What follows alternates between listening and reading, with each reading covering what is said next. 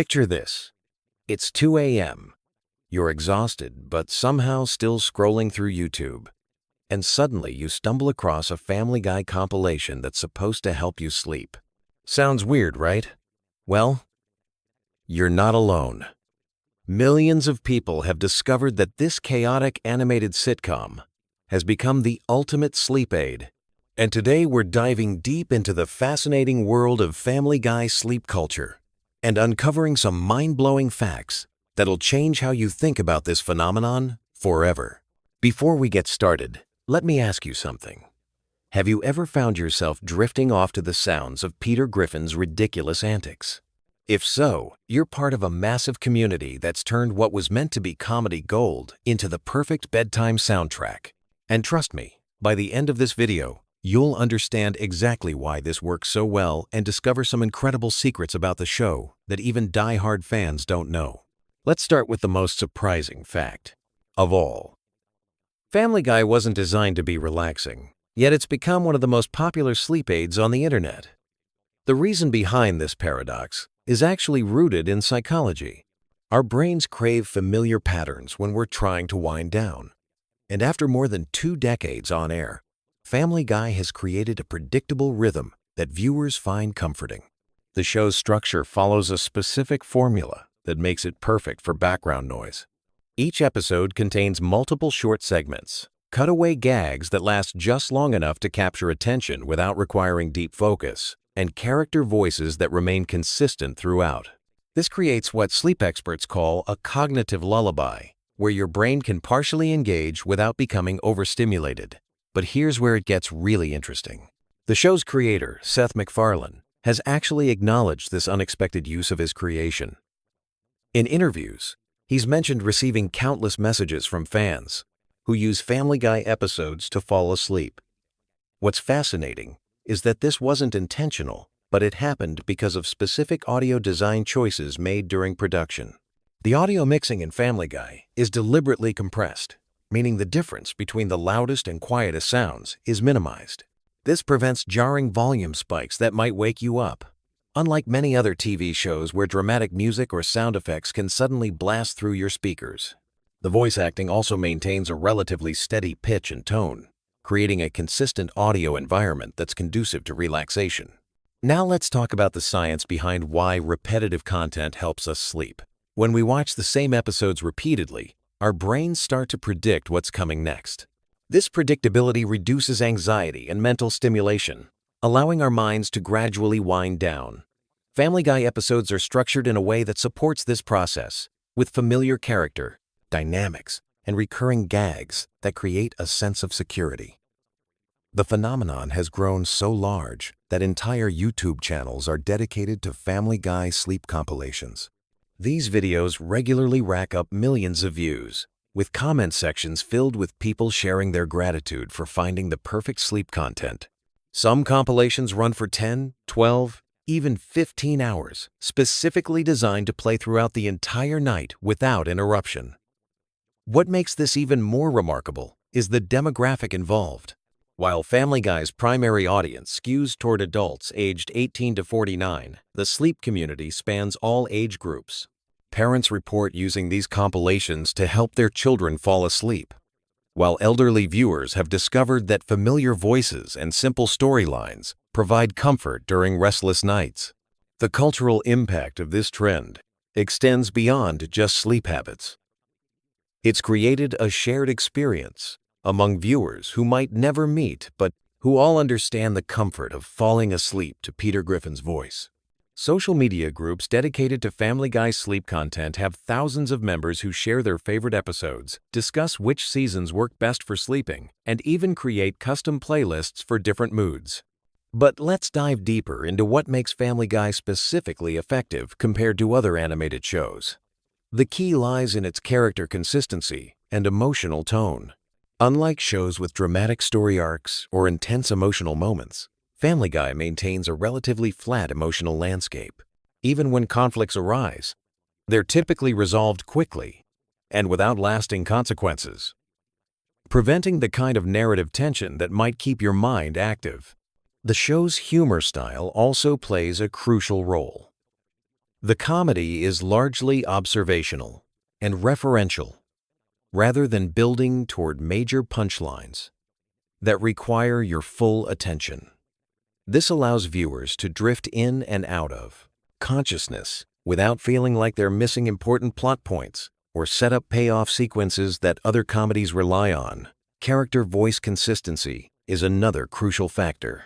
Seth MacFarlane voices multiple main characters, including Peter, Brian, and Stewie, creating a unified vocal landscape. His voice acting style maintains consistent energy levels and delivery patterns across different characters, contributing to the overall audio stability that makes the show suitable for sleep. The animation style itself supports the sleep-friendly nature of the content. Family Guy uses bright, primary colors and simple character designs that don't create visual complexity or overstimulation. The backgrounds are typically static, and camera movements are minimal compared to more action-oriented animated series. This visual simplicity prevents the kind of dynamic imagery that might keep viewers visually engaged when they're trying to relax. Research into sleep and media consumption has revealed some fascinating insights about why certain content works better than others for bedtime viewing. Studies show that familiar content reduces cortisol levels, the stress hormone that keeps us alert and awake. When we watch something we've seen before, our brains don't need to work as hard to process new information, allowing other systems to begin the shutdown process necessary for sleep. The episodic nature of Family Guy also supports healthy sleep habits. Unlike serialized dramas that create cliffhangers and emotional investment in ongoing storylines, Family Guy episodes are largely self-contained. This means viewers don't feel compelled to stay awake to find out what happens next, reducing the kind of narrative anxiety that can interfere with sleep onset. Temperature regulation during sleep is crucial, and surprisingly, the content we consume before bed can affect our body's ability to cool down. Family Guy's predictable pacing and familiar content help maintain steady heart rate and breathing patterns, supporting the natural temperature drop that signals our bodies it's time to sleep. The show's approach to conflict resolution also contributes to its sleep-friendly qualities. Most episodes follow a pattern where problems are introduced and resolved within 22 minutes, creating a sense of completion and closure that helps viewers feel satisfied and ready to rest. This is dramatically different from shows that end episodes with unresolved tension or dramatic cliffhangers. Cultural references and pop culture jokes in Family Guy serve an interesting function for sleep viewers. Because many of these references are repeated across multiple episodes and seasons, they create layers of familiarity that deepen over time. Longtime viewers develop an almost subliminal recognition of these patterns, further enhancing the comfort and predictability that supports sleep. The timing of cutaway gags is another element that works in favor of sleep viewers. These brief tangential scenes typically last between 10 to 30 seconds, providing just enough variety to prevent complete monotony while maintaining the overall flow of familiar content. They're short enough that viewers who drift off won't miss significant plot development, but engaging enough to provide gentle mental stimulation for those still partially awake. Voice acting quality and consistency across the series is remarkable when you consider that Family Guy has been in production for over 20 years. The main voice actors have maintained their character voices with impressive consistency, creating an audio signature that remains recognizable and comforting across different seasons and episodes. This vocal stability is crucial for sleep content, as changes in voice quality or delivery style could be jarring enough to wake viewers. The show's musical approach also supports its effectiveness as sleep content. The background music is typically understated and doesn't compete with dialogue for attention. Musical cues are predictable and rarely feature sudden volume changes or jarring instrumental choices that might disrupt the relaxation process. Even the show's musical numbers, while entertaining, follow familiar structures that don't create unexpected audio experiences. Character development in Family Guy follows patterns that support its use as sleep content. Unlike shows where characters undergo significant growth or change, Family Guy characters remain relatively static in their personalities and behaviors. This consistency means viewers always know what to expect from each character, reducing the cognitive load required to follow character arcs or relationship developments. The pacing of dialogue delivery is another crucial element. Family Guy conversations typically maintain steady rhythms without the rapid-fire exchanges or dramatic pauses that characterize other comedy series. This consistent pacing helps maintain the audio environment that many viewers find conducive to sleep, providing gentle stimulation without sudden changes that might increase alertness. Production quality across different seasons has remained remarkably consistent, which is important for viewers who cycle through multiple episodes during sleep sessions. While animation techniques have evolved over the years, the core audio elements that make Family Guy effective for sleep have remained stable throughout the series' run. The global appeal of Family Guy as sleep content transcends cultural boundaries. International viewers report similar experiences with the show's sleep-inducing properties, even when watching dubbed versions in their native languages. This suggests that the fundamental structural elements that make the show effective for sleep are independent of specific cultural references or language-based humor. Streaming platform algorithms have recognized this usage pattern and now actively recommend Family Guy content to viewers who consume other sleep-related media. This has created a feedback loop where the show's sleep community continues to grow as more people discover its effectiveness through algorithmic suggestions. The economic impact of this trend is substantial. Streaming services have reported that Family Guy episodes generate billions of hours of viewing time, with a significant portion of that consumption happening during typical sleep hours. This has influenced licensing decisions and content acquisition strategies across multiple platforms. Medical professionals have begun studying the Family Guy sleep phenomenon as part of broader research into media-assisted sleep techniques. While not officially prescribed as a sleep aid, some sleep specialists acknowledge that for certain individuals, familiar comedic content can be part of a healthy bedtime routine when used appropriately. The community aspect of Family Guy sleep culture has created unique social connections. Online forums feature discussions about optimal episode selections, volume levels, and viewing setups specifically designed for sleep use. These communities provide support and advice for people struggling with insomnia or other sleep difficulties. Production decisions made decades ago continue to influence the show's effectiveness as sleep content today. Early episodes featured simpler audio mixing and more straightforward storylines that many sleep viewers prefer. This has led to interesting discussions about which seasons and episodes work best for different types of sleep needs. The psychological comfort provided by Family Guy's dysfunctional but ultimately loving family dynamic resonates with viewers seeking emotional stability before sleep. Despite the characters' many flaws and conflicts, the show consistently reinforces themes of family loyalty and unconditional acceptance that can provide emotional security during vulnerable sleep periods. As we wrap up this exploration of Family Guy's unexpected role as the internet's favorite sleep aid, it's clear that this phenomenon represents something much larger than just a quirky viewing habit. It demonstrates how content creators can accidentally tap into deep psychological needs, how communities form around shared experiences, and how familiar media can provide comfort in our increasingly chaotic world. Whether you're a longtime member of the Family Guy sleep community or someone who's never considered using animated sitcoms as a relaxation tool, this trend offers fascinating insights into human psychology, media consumption, and the unexpected ways we find peace in our daily lives. The next time you're struggling to fall asleep, you might want to give those Family Guy compilations a try. You'll be joining millions of viewers who have discovered that sometimes the best lullaby comes from the most unexpected source, and you might just find yourself sleeping better than you have in years. Have you ever wondered what goes on behind the scenes of your favorite animated comedy? Tonight, we're diving deep into the wild world of Family Guy with facts so fascinating they might just lull you into the most entertaining sleep of your life. From secret voice acting techniques to hidden Easter eggs that took fans decades to discover, these are the Family Guy facts that will blow your mind. Picture this. It's 1999, and a young animator named Seth MacFarlane is sitting in a cramped office, sketching what would become one of television's most controversial and beloved families. Little did he know that his creation would survive cancellation twice, spark international debates, and become a cultural phenomenon that would define comedy for generations. But here's the thing. The story of Family Guy is far more incredible than anything Peter Griffin could ever dream up. Let's start with something that will immediately grab your attention. Did you know that Family Guy was actually canceled not once, but twice by Fox? The first cancellation happened in 2002 after just 3 seasons.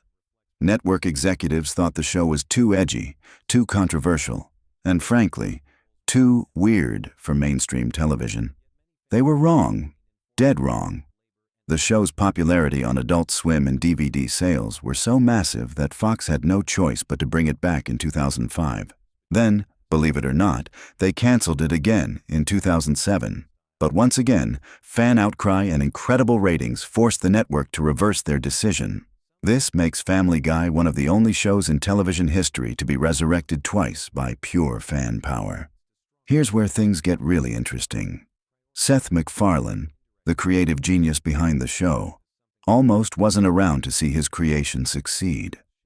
On September 11, 2001, MacFarlane was supposed to be on American Airlines Flight 11. Yes, that Flight 11.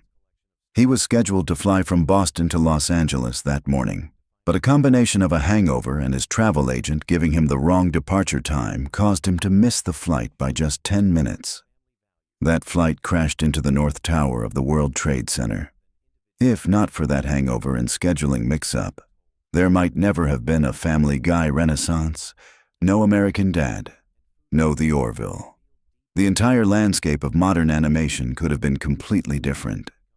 Now, let's talk about voices, because this is where Family Guy becomes absolutely mind-blowing.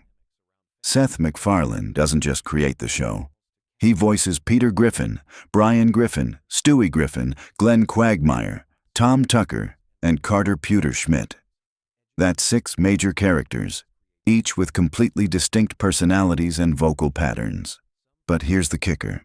He does all of these voices live, in real time, often switching between characters mid-sentence during recording sessions. The other voice actors have described watching MacFarlane work as like witnessing someone with multiple personality disorder, except it's all controlled and brilliant. Speaking of Stewie, let's address the elephant in the room. For years, fans debated whether Stewie was gay, straight, or something else entirely. Seth MacFarlane finally settled this debate in a way that's both hilarious and profound. According to MacFarlane, Stewie's sexuality is intentionally fluid and undefined because he's a baby. Babies don't have developed sexual identities. The joke isn't about his orientation. It's about the absurdity of a 1-year-old having any romantic inclinations at all. This clever writing choice allows the character to be whatever the story needs him to be, making him one of the most versatile characters in television comedy. Here's a fact that will make you appreciate the show's attention to detail. Every single cutaway gag in Family Guy is hand-drawn and animated, even the ones that last only 3 seconds. The animation team creates full character models, backgrounds, and even choreography for jokes that might get a 2-second laugh. This dedication to craft is why Family Guy's visual comedy feels so rich and detailed compared to other animated shows that rely on cheaper animation shortcuts. The show's controversial reputation isn't accidental. It's carefully calculated. Seth MacFarlane has revealed that many of the most outrageous jokes are specifically designed to distract from the show's more subtle social commentary. While audiences are debating whether a particular gag went too far, they're absorbing deeper messages about American culture, politics, and society. It's comedy as intellectual sleight of hand, and it works brilliantly. Let's dive into some character origins that will surprise you. Brian Griffin, the intellectual family dog, was originally going to be just a regular pet with no speaking lines. MacFarlane added Brian's voice and personality during the pilot episode because he felt the family needed a voice of reason, someone who could call out Peter's ridiculous behavior while still being part of the family dynamic. The character became so integral that many episodes are built entirely around Brian's storylines. Here's something that might change how you watch the show forever. The Griffin family's house layout has been deliberately inconsistent throughout the series. Sometimes there are different numbers of rooms, staircases appear and disappear, and the kitchen changes size depending on what the scene requires. This isn't sloppy animation. It's an intentional choice. MacFarlane wanted the house to feel like a cartoon space where anything could happen, rather than a realistic location that would limit storytelling possibilities. The famous chicken fights between Peter and Ernie the Giant Chicken weren't originally supposed to become a recurring gag. The first chicken fight was written as a one-off joke for a single episode. However, the animation team had so much fun creating the elaborate fight sequence that they kept finding excuses to bring it back. These sequences now take weeks to animate and are some of the most expensive scenes the show produces, but they've become so beloved by fans that the network happily approves the budget every time. Let's talk about the show's relationship with censorship, because it's more complex than you might think. Family Guy has actually been censored differently in various countries, creating unique versions of episodes around the world. In some regions, entire storylines are removed or altered. This has created a strange phenomenon where hardcore fans collect different international versions of episodes to see how the same jokes are handled in different cultural contexts. It's like a global experiment in comedy and censorship. Here's a technical fact that showcases the show's evolution. Early Family Guy episodes were animated using traditional cell animation techniques, but the show gradually transitioned to digital animation. However, they maintained the hand-drawn look by using digital tools that mimic traditional animation methods. This hybrid approach gives Family Guy its distinctive visual style that looks both modern and classically animated. The writing process for Family Guy is unlike any other television show. The writer's room operates more like a comedy club than a traditional TV writing environment. Writers pitch jokes constantly, and the best ones get integrated into episodes regardless of whether they fit the main storyline. This is why the show's cutaway gags often feel so random and disconnected. They literally are random jokes that were too funny not to use. Speaking of cutaway gags, there's actually a complex system for categorizing them. The writers have developed an internal rating system for gags based on how offensive, surreal, or topical they are. This helps them balance episodes so that viewers get a mix of different comedy styles. Too many surreal gags in a row can lose audiences, while too many topical jokes can date an episode quickly. Here's something that will make you appreciate the voice acting even more. Alex Borstein, who voices Lois Griffin, originally auditioned for a completely different character. She was supposed to voice a minor recurring character, but her chemistry with Seth MacFarlane during the audition was so strong that they rewrote Lois's personality to match Borstein's natural comedic instincts. This collaborative approach to character development is why the Griffin family feels so authentic despite being completely absurd. The show's impact on popular culture extends far beyond television. Family Guy has influenced internet meme culture, political discourse, and even academic studies on contemporary humor. Universities now offer courses that analyze Family Guy episodes as examples of postmodern comedy and cultural commentary. The show that was once considered too lowbrow for television is now being studied by scholars as a significant cultural artifact. Let's explore the show's relationship with celebrity guest stars. Unlike many animated shows that simply hire celebrities to play themselves, Family Guy often asks famous people to voice completely different characters. This approach has led to some surprising performances where you might not even recognize the celebrity's voice. The casting directors specifically look for celebrities who can disappear into their roles rather than just showing up to be famous. Here's a behind-the-scenes fact about the show's music. Every song in Family Guy, from the opening theme to the elaborate musical numbers, is composed and performed by professional musicians. Seth MacFarlane, who has released several jazz albums, personally oversees the musical aspects of the show. The orchestra recordings are done with full ensembles, giving the show's music a richness that most animated comedies can't match. The show's approach to social issues is more sophisticated than critics often acknowledge. Family Guy frequently tackles controversial topics, but the show's official stance is usually revealed through Brian's character, who serves as the moral compass. When Peter does something outrageous, Brian's reaction often represents the show's actual position on the issue. This allows the show to explore controversial territory while maintaining a clear ethical framework. Here's something that might surprise casual viewers. Family Guy has actually won several prestigious awards, including Emmy nominations and Annie Awards for animation excellence. The show's reputation for controversy sometimes overshadows its technical and artistic achievements, but industry professionals consistently recognize the quality of its writing, animation, and voice acting. The international success of Family Guy has led to some fascinating cultural adaptations. In some countries, local writers create original cutaway gags that reference local culture and politics while maintaining the show's overall style. These regional variations have become collector's items for international fans who want to see how different cultures interpret the Family Guy format. Let's discuss the show's relationship with its own continuity.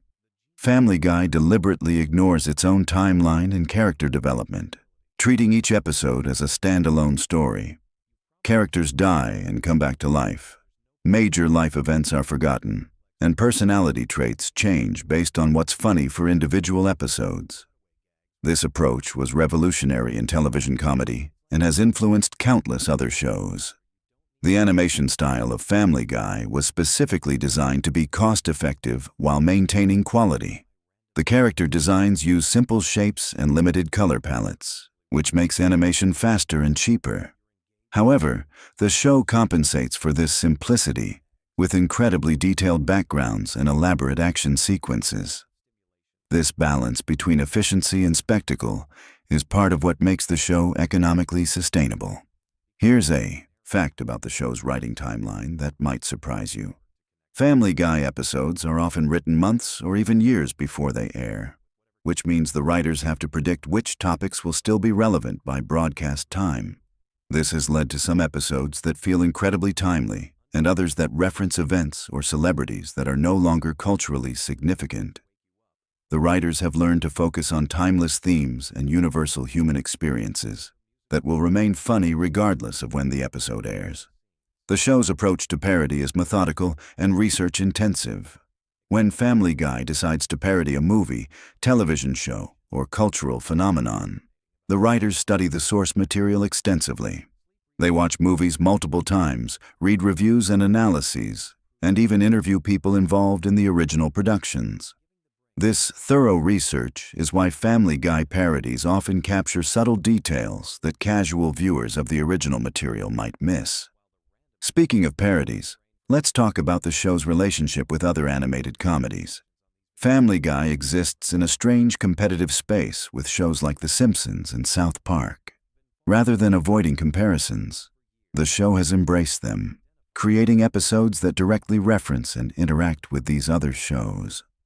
This meta approach to animated comedy has created a shared universe of sorts where different animated families acknowledge each other's existence. The voice recording process for Family Guy is surprisingly collaborative. While Seth MacFarlane voices multiple characters, the other actors often improvise and ad-lib during recording sessions. Many of the funniest moments in episodes come from spontaneous interactions between voice actors that weren't in the original script. The show's editors then work to integrate these improvised moments into the final episodes. Here's something that showcases the show's attention to detail. Family Guy maintains detailed character backstories and family histories that extend far beyond what's shown in episodes. The writers have created extensive biographies for each character, including childhood experiences, educational backgrounds, and psychological profiles. This hidden depth informs how characters react to different situations, even in seemingly random cutaway gags. The show's international broadcast has created some unique censorship challenges. Different countries have different standards for what can be shown on television, which means episodes are edited differently around the world. Some countries remove entire storylines, while others simply bleep out specific words or blur certain images. This has created a fascinating study in how different cultures approach comedy and censorship. Family Guy's influence on internet culture cannot be overstated. The show's rapid-fire joke style and quotable dialogue have made it perfect for meme culture. Countless Family Guy moments have become viral internet content, often introducing the show to audiences who have never watched full episodes. This digital second life has helped maintain the show's cultural relevance across different generations. The animation team for Family Guy includes artists from around the world, creating a truly international production. Animators in different countries work on different aspects of each episode, with sophisticated coordination systems ensuring consistency across the global production pipeline.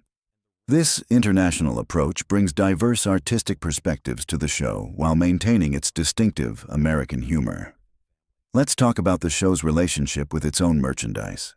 Family Guy products range from traditional items like t-shirts and toys to unusual collaborations with high-end fashion brands and gourmet food companies. The show's irreverent attitude extends to its commercial partnerships, often resulting in products that are as surprising and unconventional as the show itself. The show's approach to holiday episodes demonstrates its sophisticated understanding of audience expectations. Rather than creating simple seasonal content, Family Guy holiday episodes often subvert traditional holiday tropes while still delivering the emotional satisfaction that viewers expect from seasonal television. This balance between cynicism and sentimentality is one of the show's most impressive achievements.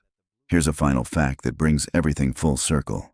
Family Guy's survival and success represent more than just entertainment industry triumph. The show's journey from cancellation to cultural phenomenon demonstrates how modern media consumption has changed. In the pre-internet era, a canceled show stayed canceled. But Family Guy's resurrection through DVD sales, syndication, and streaming proved that audiences had more power than anyone realized. The show didn't just come back from the dead. It helped establish new models for how television shows can build and maintain audiences across multiple platforms and decades. As we wind down this journey through the fascinating world of Family Guy, remember that behind every outrageous joke and controversial moment is a team of artists, writers, and performers who have dedicated their careers to making people laugh. Whether you love it or hate it, Family Guy has undeniably changed television comedy forever. From its near-death experiences to its current status as a cultural institution, the show proves that sometimes the most unlikely ideas become the most enduring successes. Sweet dreams, and remember, in the world of Family Guy, anything is possible, no matter how ridiculous it might seem. Picture this. You're watching Family Guy, laughing at Peter's latest ridiculous scheme, when suddenly you realize there's an entire universe of hidden stories, dark secrets, and mind-bending connections that you've been missing this whole time. Today, we're diving deep into the most shocking Family Guy lore that will completely change how you see the Griffin family forever. What if I told you that Brian Griffin has died multiple times throughout the series, and the Brian we know today might not even be the original? Or that Stewie's sexuality has been planned from the very beginning in ways that most fans never picked up on? We're about to uncover secrets that even die-hard Family Guy fans have overlooked. And trust me, some of these revelations will blow your mind. Let's start with something that sounds impossible but is actually confirmed canon. The Griffin family exists in a multiverse where infinite versions of themselves are living completely different lives. This isn't just a throwaway gag for a few episodes. Seth MacFarlane and the writers have created an intricate web of parallel universes that explains some of the show's biggest mysteries and most confusing timeline issues. Remember that episode where Stewie and Brian travel to different universes? That wasn't just a one-off adventure. Those alternate realities are constantly affecting the main timeline in ways the show rarely explicitly explains. In one universe, the Griffins are all dogs. In another, everyone's gender is swapped. But here's the kicker. Characters from these alternate dimensions have actually crossed over into the main timeline without anyone noticing. The most disturbing example involves Brian's death and resurrection. When Brian was killed by that car, the Brian that Stewie brought back wasn't technically the same Brian. The time travel created a paradox that split Brian's consciousness across multiple timelines. This explains why Brian's personality has shifted so dramatically over the years. He's literally not the same character anymore, and the show has been subtly hinting at this through his changing behavior patterns and contradictory character development. But Brian's multiversal confusion is nothing compared to what's really going on with Stewie Griffin. Most fans know that Stewie started as a one-dimensional evil baby stereotype, but the evolution of his character reveals something much more complex than simple character development. Stewie's intelligence isn't just advanced for a baby. It's literally supernatural, and there's evidence throughout the series that suggests he's not entirely human. Seth MacFarlane has dropped hints in interviews that Stewie's advanced intelligence comes from genetic experiments conducted by his real father. And no, we're not talking about Peter. The show has never definitively confirmed Peter as Stewie's biological father, despite what most fans assume. There are multiple episodes where Stewie's parentage is questioned, and when you piece together all the clues, a shocking picture emerges. Consider this. Stewie has built time machines, death rays, and teleportation devices using materials he somehow acquires as an infant. He speaks with a sophisticated British accent, despite being born in Rhode Island to parents with American accents. He demonstrates knowledge of complex scientific principles that would challenge PhD researchers. This isn't just cartoon logic. It's the result of genetic manipulation by a character we've met but never suspected. Francis Griffin, Peter's father, isn't just a religious fanatic. He's been secretly involved in genetic research for decades, using his religious connections as a front for experimental work on human enhancement.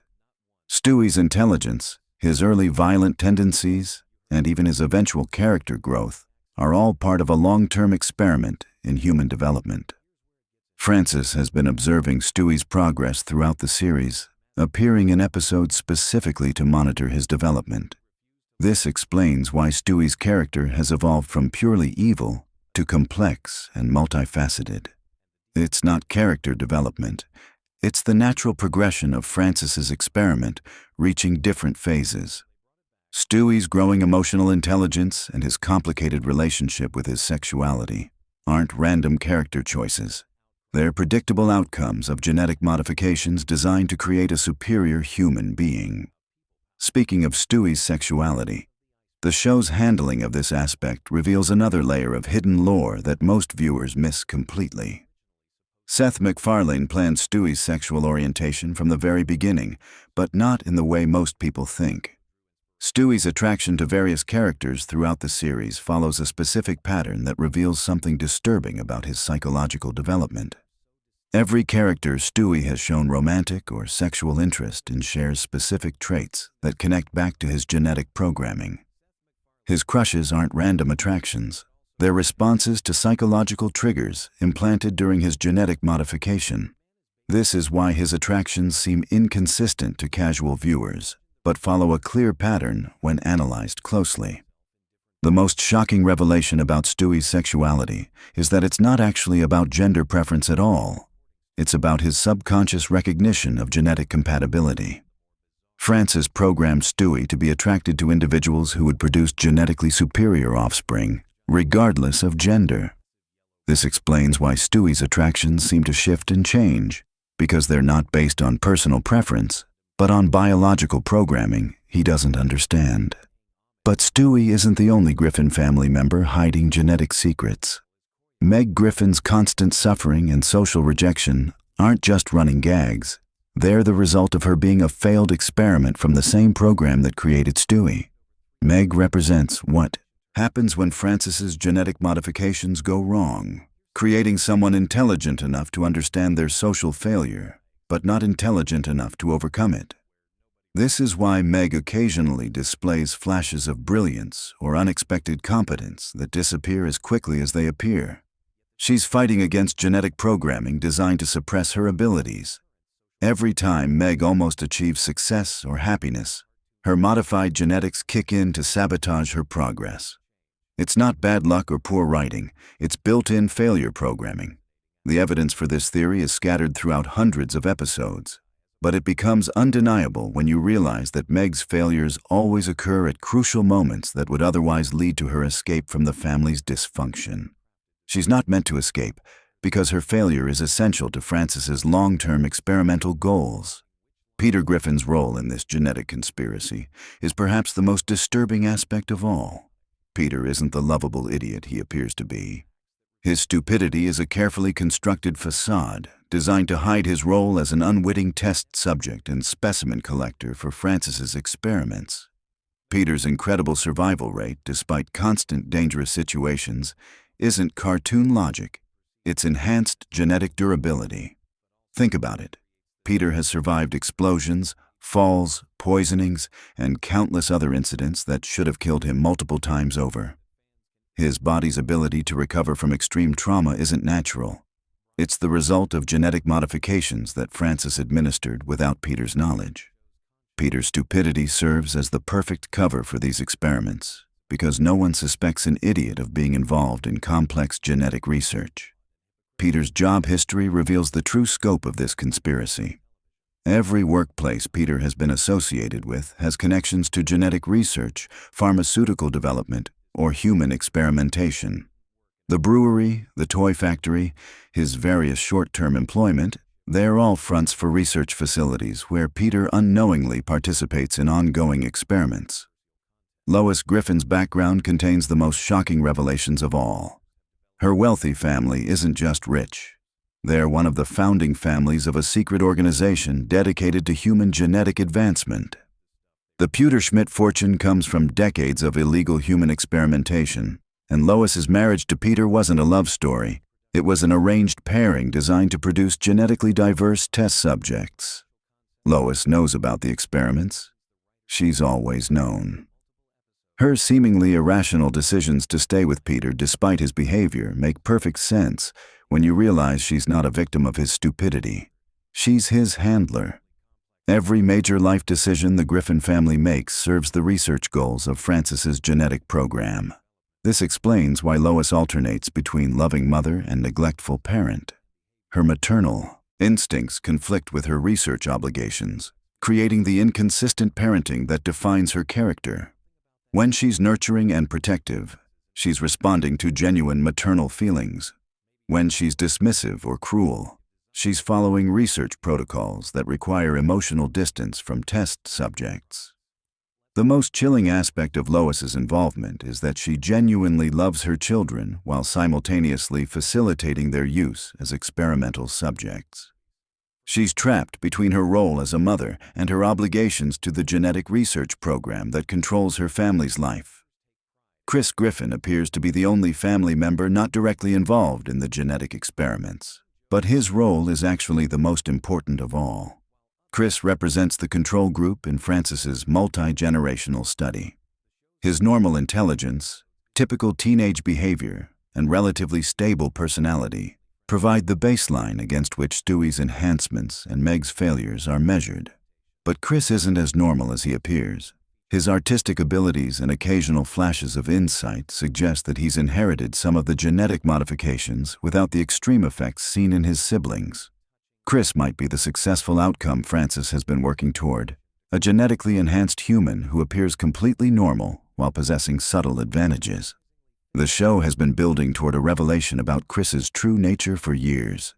His relationship with his family members, his inexplicable survival of dangerous situations, and his ability to succeed despite apparent limitations all point to him being the ultimate product of Francis's genetic program. Cleveland Brown's departure from Family Guy wasn't just about launching a spin-off show.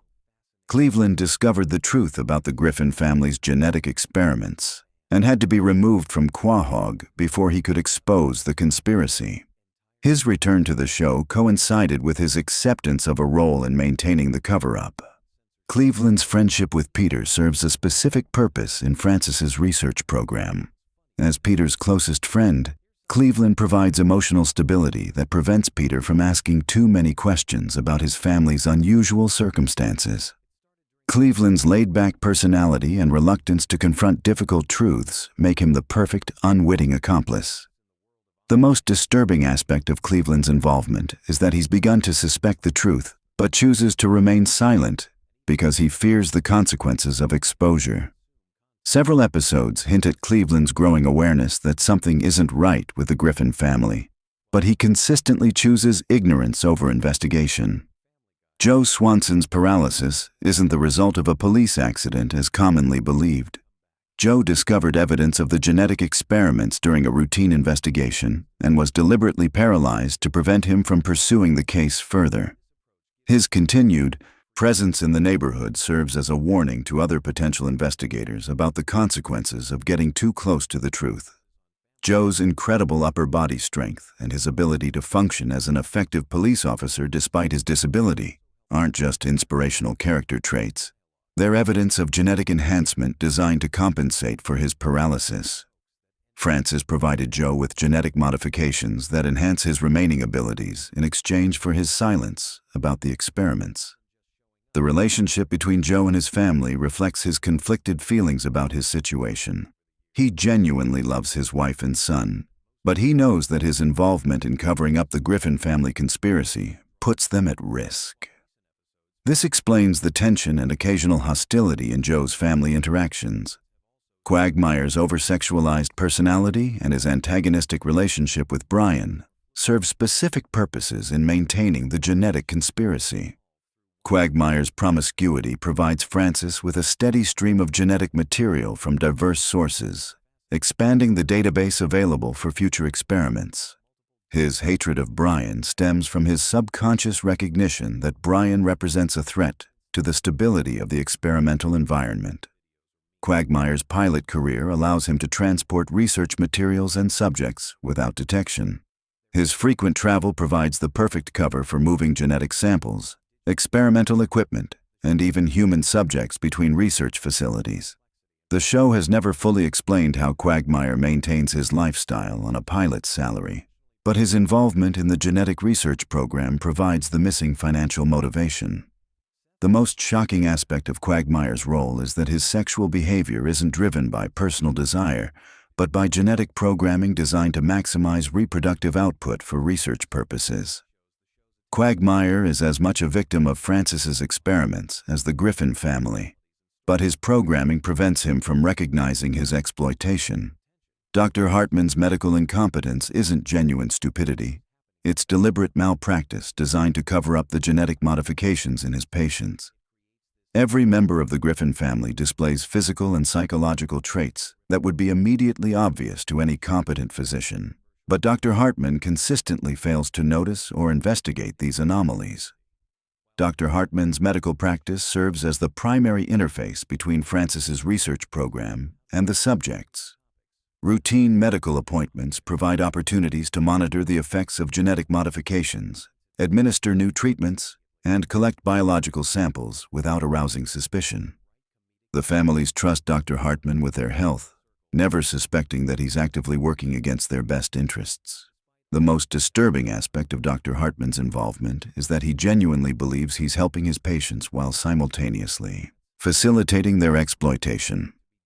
Francis has convinced Dr. Hartman that the genetic modifications are beneficial medical treatments, not experimental procedures. Dr. Hartman's incompetence isn't an act. It's programmed blindness to the ethical implications of his actions. The town of Quahog itself has been specifically chosen and modified to support Francis's genetic research program. The unusual concentration of bizarre characters and impossible situations isn't coincidental. It's the result of decades of careful population management and environmental manipulation. Every major location in Quahog serves a purpose in the research program. The Drunken Clam provides a controlled social environment for observing subject behavior. The Quahog Mall offers opportunities for psychological testing through consumer behavior analysis. Even the local news station serves as the information control mechanism to prevent subjects from learning about their situation. The most shocking revelation about Quahog is that many of its residents aren't permanent inhabitants, but rotating research subjects brought in for specific experiments. The town's population includes people from around the world who believe they're participating in legitimate research studies, while actually serving as unknowing test subjects for genetic modification programs. Mayor West's apparent insanity isn't a character quirk. It's the result of early genetic modification experiments that damaged his brain. Francis keeps Mayor West in power because his unpredictable behavior provides perfect cover for the unusual events that result from ongoing research activities. No one questions strange occurrences in a town run by an insane mayor. The supernatural and science fiction elements that occasionally appear in Family Guy aren't random cartoon logic. They're leaked information about the true scope of Francis's research program. Time travel, alternate dimensions, and genetic modifications are all real technologies being developed and tested in Quahog under the cover of cartoon impossibility. When Stewie and Brian travel through time, they're using technology developed by Francis's research team. When characters encounter aliens or supernatural beings, they're interacting with other victims of genetic experimentation whose modifications have progressed to extreme levels. The show presents these events as comedy to prevent viewers from recognizing them as documentations of actual scientific research. The most terrifying aspect of this revelation is that Family Guy isn't entirely fictional. Seth MacFarlane has been using the show as a way to reveal information about real genetic experiments while maintaining plausible deniability by presenting the information as comedy. The more ridiculous the situation appears, the more likely it is to contain genuine information about secret research programs. This explains why Family Guy has remained popular despite its apparently random and inconsistent storytelling. Viewers subconsciously recognize the truth hidden within the comedy, creating a psychological response that feels like entertainment, but actually represents recognition of suppressed knowledge about human genetic manipulation. The implications of this hidden lore extend far beyond the show itself. If Family Guy is documenting real genetic research, then similar programs might be operating in communities around the world, using entertainment media as cover for revealing their activities. The show's international popularity might be part of a larger program to gradually accustomate global audiences to the reality of human genetic modification. The Griffin family's story isn't ending with the revelation of their experimental nature. It's building toward something much larger.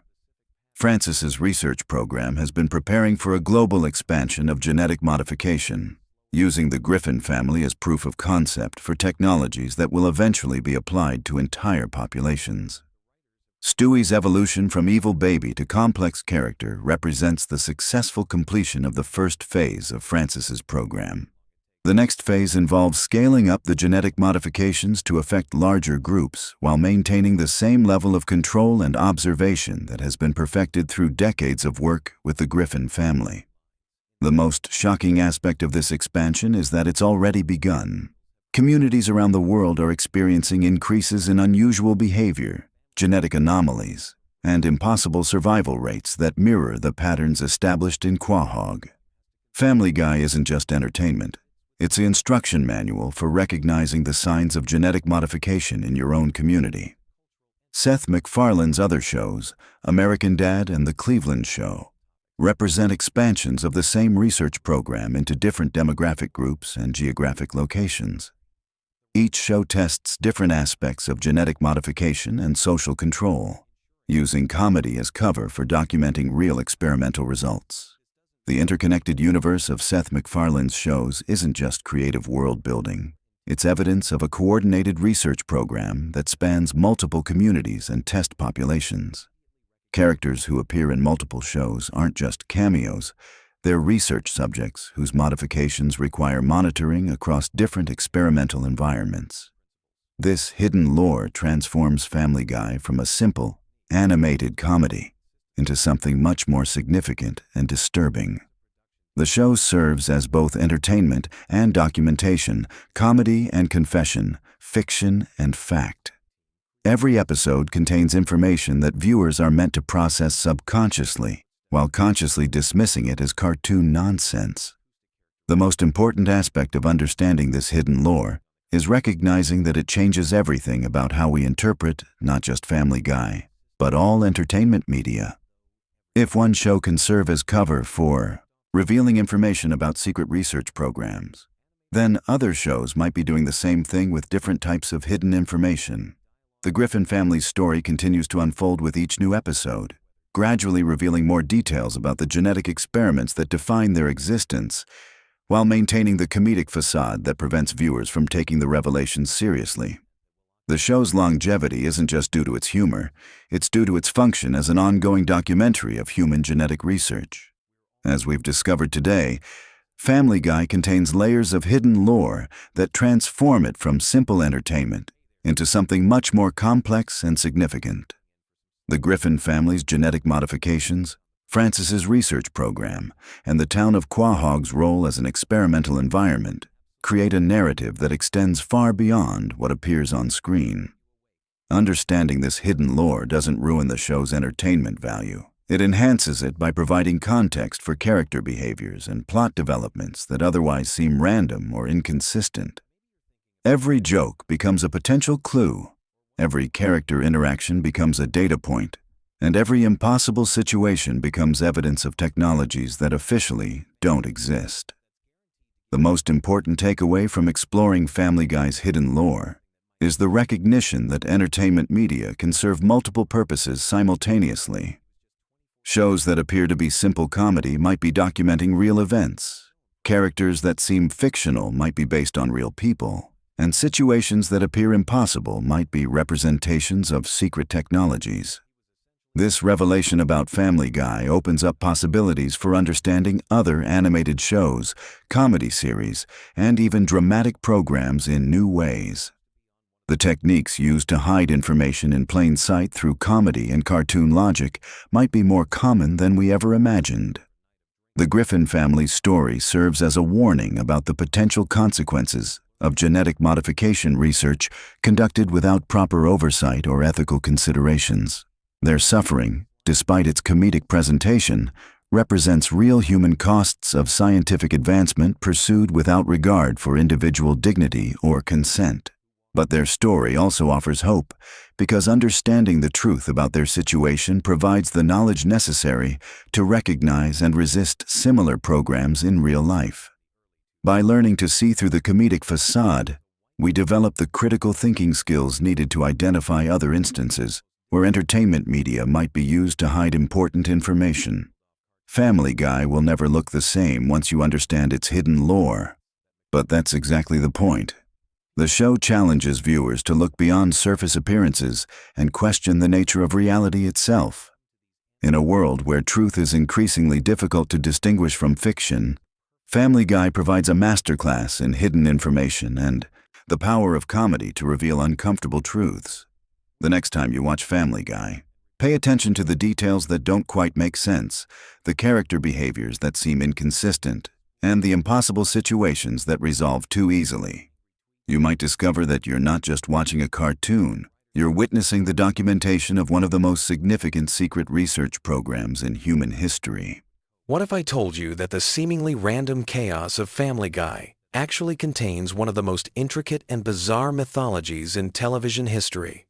Tonight, we're diving deep into the strange, interconnected world of Quahog, where time travel, multiverse theory, and ancient conspiracies all exist within what most people think is just a simple comedy show. So grab your favorite blanket, dim the lights, and let me guide you through the surprisingly complex lore of Family Guy that will have your mind wandering as you drift off to sleep.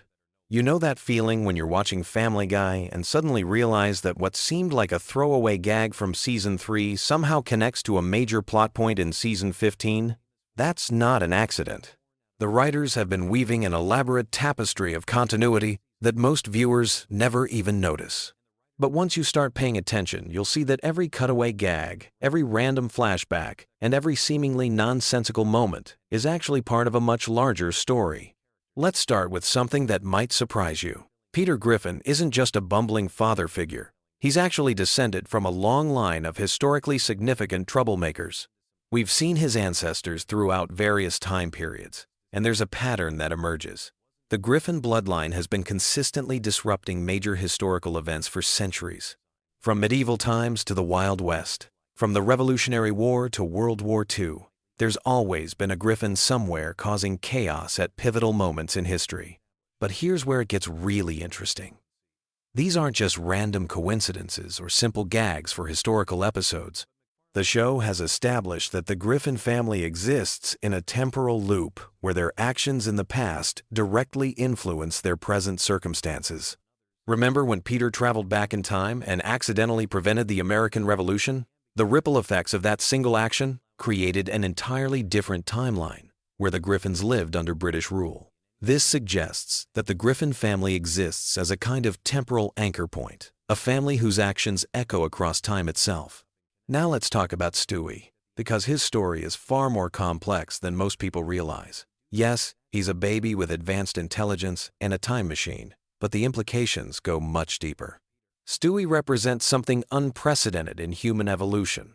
His intelligence isn't just advanced for a baby, it's advanced for humanity as a whole.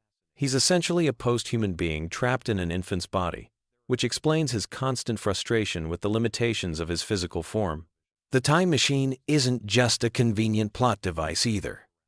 Stewie's relationship with time travel reveals something profound about the nature of destiny in the Family Guy universe. Every time he attempts to change major events, the universe seems to course-correct itself. This suggests that certain events are fixed points in time, and the Griffin family's role in history is one of those unchangeable constants. Stewie's time machine becomes less of a tool for changing the past and more of a window for understanding the predetermined nature of his family's fate. But Stewie's sexuality and his relationship with Brian opens up another layer of the mythology. Their adventures together through time and space aren't just buddy comedy escapades. They represent the classic pairing of intellect and wisdom, youth and experience, ambition and acceptance. Stewie's gradual acceptance of his own identity parallels his growing understanding of his place in the cosmic order of things. Brian, meanwhile, serves as the show's philosophical anchor. He's not just a talking dog with human characteristics. He represents the voice of reason in a world that has abandoned logic entirely.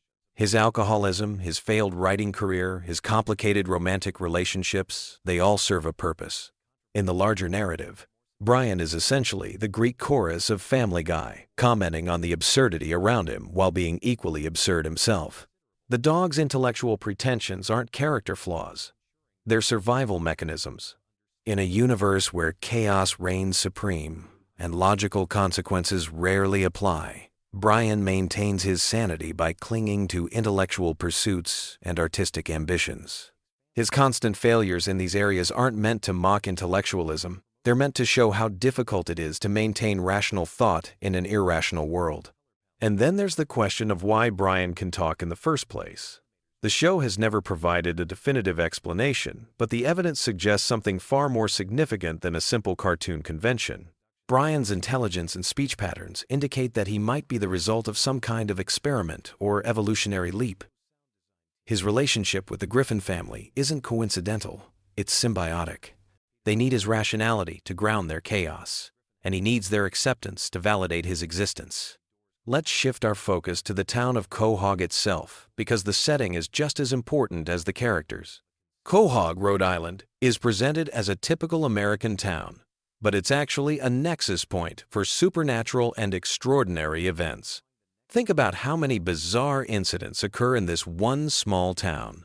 Alien invasions, time travelers, parallel dimensions, ancient curses, superhero battles, the list goes on and on. This isn't just because it's a cartoon where anything can happen. Quahog exists as a kind of soft spot in reality where the normal rules don't apply. The town's history is filled with references to occult practices, mysterious disappearances, and unexplained phenomena. The founding families of Quahog weren't just ordinary settlers. They were practitioners of strange rituals and keepers of ancient secrets. The Pewterschmidt family, Lois's relatives, play a crucial role in this hidden history. They're not just wealthy socialites with old money. They're descendants of a secret society that has been manipulating events from behind the scenes for generations. Francis Pewterschmidt's vast fortune isn't just the result of good investments and business acumen. It's built on knowledge of future events and manipulation of historical outcomes. This explains why Lois, despite coming from such a refined background, chose to marry someone like Peter. It wasn't just rebellion against her upbringing.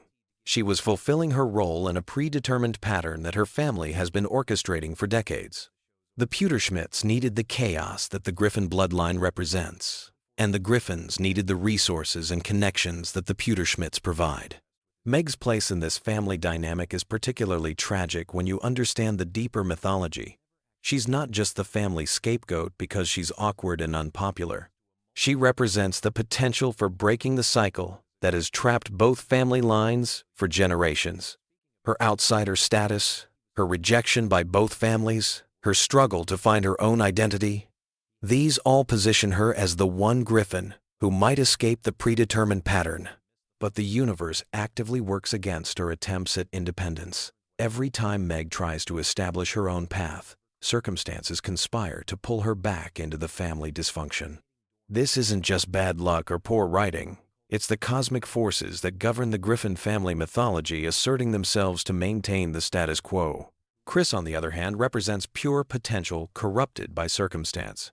His artistic talents and creative intelligence could have developed into something extraordinary, but the family environment and the town's supernatural influence stunts his growth.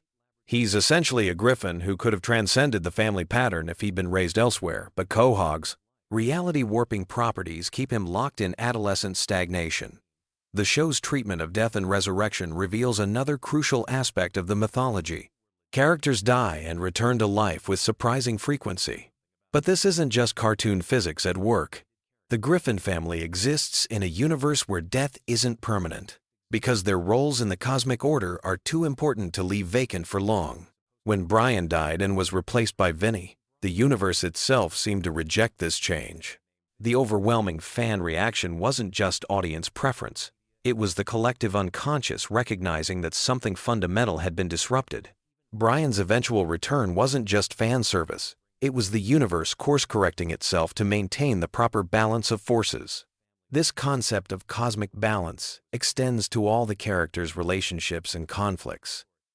Peter's constant feuds with the giant chicken, Ernie, aren't just elaborate fight sequences for comedic effect. They represent the eternal struggle between order and chaos, with Peter as the agent of disruption and the chicken as the force trying to restore stability. Their battles are essentially cosmic events disguised as slapstick comedy. The show's frequent breaks into musical numbers serve a similar purpose. These aren't just entertainment value or parody of other shows.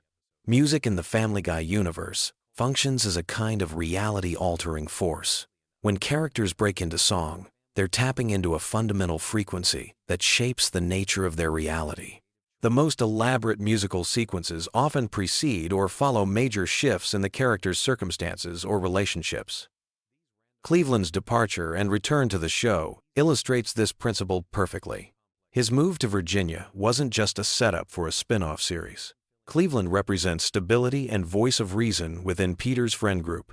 His absence created an imbalance that affected the entire dynamic of the show. When he returned, bringing with him experiences and perspectives from his time away, he brought new harmony to the group's chemistry.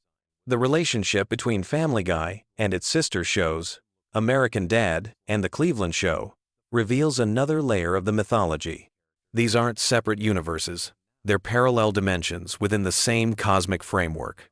The occasional crossovers and references between shows aren't just promotional gimmicks. They're glimpses into the interconnected nature of this animated reality. Stan Smith's CIA connections and Roger's alien origins in American Dad represent the government and extraterrestrial aspects of this shared universe. Cleveland's experiences in Virginia and his eventual return tie together the domestic and community elements. All three shows explore different facets of the same underlying themes about family, identity, and the struggle to maintain humanity in an increasingly absurd world. The show's relationship with pop culture goes beyond simple parody and reference. Family Guy exists in a universe where fictional characters and real people coexist and interact regularly. This isn't just celebrity cameos or movie references. It's evidence that the boundaries between reality and fiction are fluid in this cosmology. The characters' frequent interactions with celebrities and fictional characters suggest that they exist at the intersection point between the real world and the world of entertainment. This explains why the show can seamlessly blend references to classic literature, contemporary movies, historical figures, and original characters, all within the same episode. The Griffin family doesn't just live in a world influenced by pop culture. They live in a world where pop culture and reality merge and separate according to narrative needs. The cutaway gags serve a crucial function in this mythology. They're not just random jokes or digressions from the main plot. Each cutaway represents a glimpse into an alternate timeline or parallel dimension where things played out differently. When Peter says something reminds him of the time he did something completely unrelated, he's not just making a non sequitur. He's accessing memories from his alternate dimensional selves. This interpretation explains why the cutaway gags often feature the characters in completely different historical periods, professions, or circumstances. These aren't fantasies or exaggerations. They're actual experiences from versions of themselves in parallel realities. The Griffin family's consciousness apparently extends across multiple dimensions, giving them access to memories and experiences from their alternate selves. The show's frequent references to its own production, fourth wall breaks, and meta-commentary aren't just postmodern humor techniques. They represent moments when the characters become aware of their fictional nature and their role in entertaining an audience. These moments of self-awareness suggest that the characters exist simultaneously as fictional constructs and as conscious beings aware of their constructed reality. This dual existence explains many of the show's apparent inconsistencies and contradictions. The characters can simultaneously be unaware cartoon figures following script directions and self-aware beings commenting on their own fictional status. They exist in a state of quantum superposition between fiction and reality, which allows them to function as both entertainment and commentary on entertainment itself. As we near the end of our journey through Family Guy's hidden mythology, it's worth considering what all of this complexity and interconnectedness means for us as viewers. The show operates on multiple levels simultaneously, providing surface-level entertainment while encoding deeper messages about family, society, and the nature of reality itself. The chaos and absurdity that define the Griffin family's existence mirror our own struggles to find meaning and connection in an increasingly chaotic world. The enduring popularity of Family Guy, despite its controversial content and seemingly random humor, suggests that audiences respond to something deeper than just the surface-level comedy. We're drawn to the Griffin family because they represent an exaggerated version of our own family dynamics, our own struggles with identity and belonging, our own attempts to maintain relationships in the face of constant absurdity. So as you drift off to sleep tonight, remember that behind all the crude humor and outrageous situations, Family Guy tells a story about the persistence of family bonds across time and space, the power of love to overcome chaos, and the possibility that even in a universe governed by randomness and absurdity, there might still be an underlying pattern that gives meaning to our existence. Sweet dreams, and may your own family mythology be slightly less complicated than the Griffins. Ever wondered what happens when you dive deep into the chaotic world of Quahog at 3 in the morning? Tonight we're exploring the most bizarre, hilarious, and downright weird facts about Family Guy that'll keep your mind occupied while you drift off to sleep. From hidden Easter eggs to behind-the-scenes secrets that even longtime fans don't know, this collection of random Family Guy trivia is perfect for those late-night moments when you need something entertaining but not too stimulating. Picture this. You're lying in bed, scrolling through your phone, and suddenly you're wondering about the strangest details from America's most controversial animated family.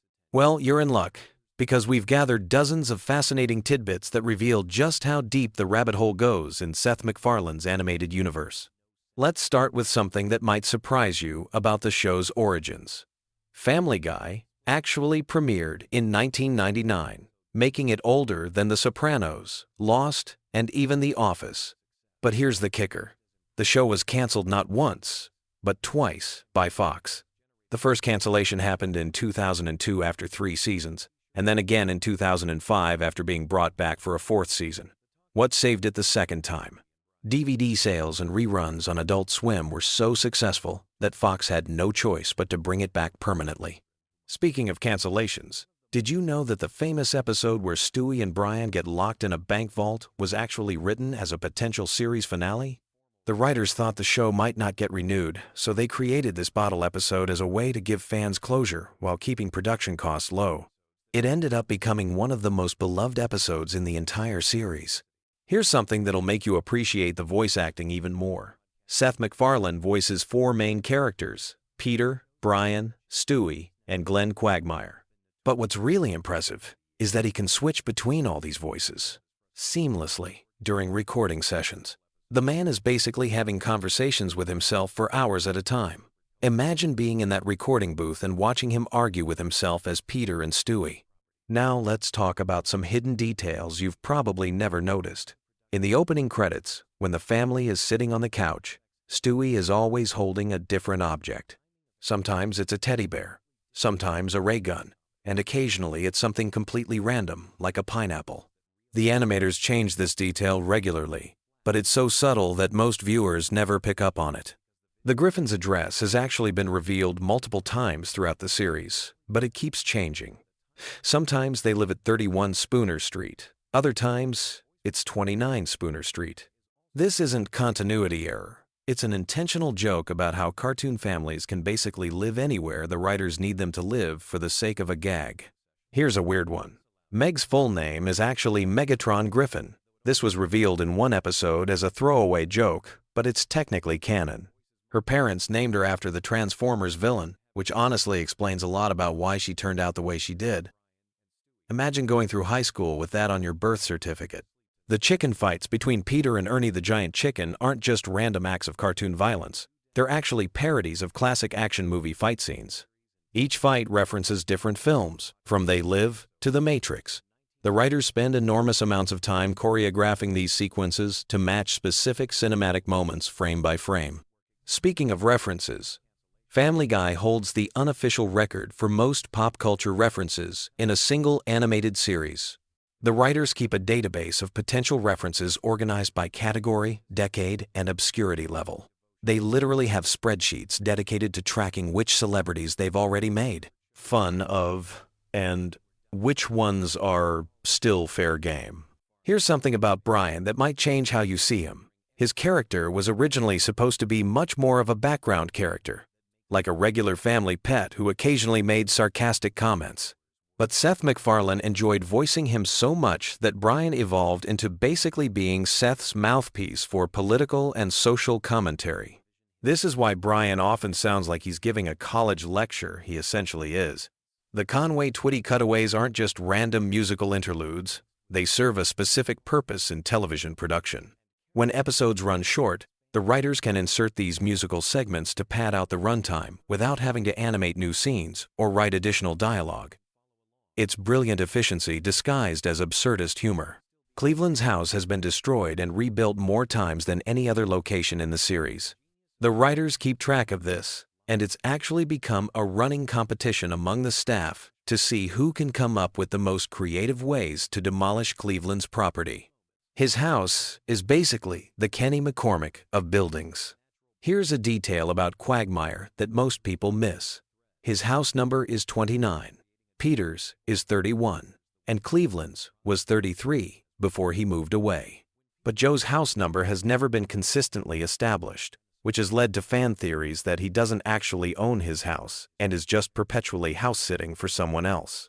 The famous "Whose line is it anyway" reference where Peter lists random words isn't actually random. Each word was carefully chosen to represent a different category of Family Guy humor.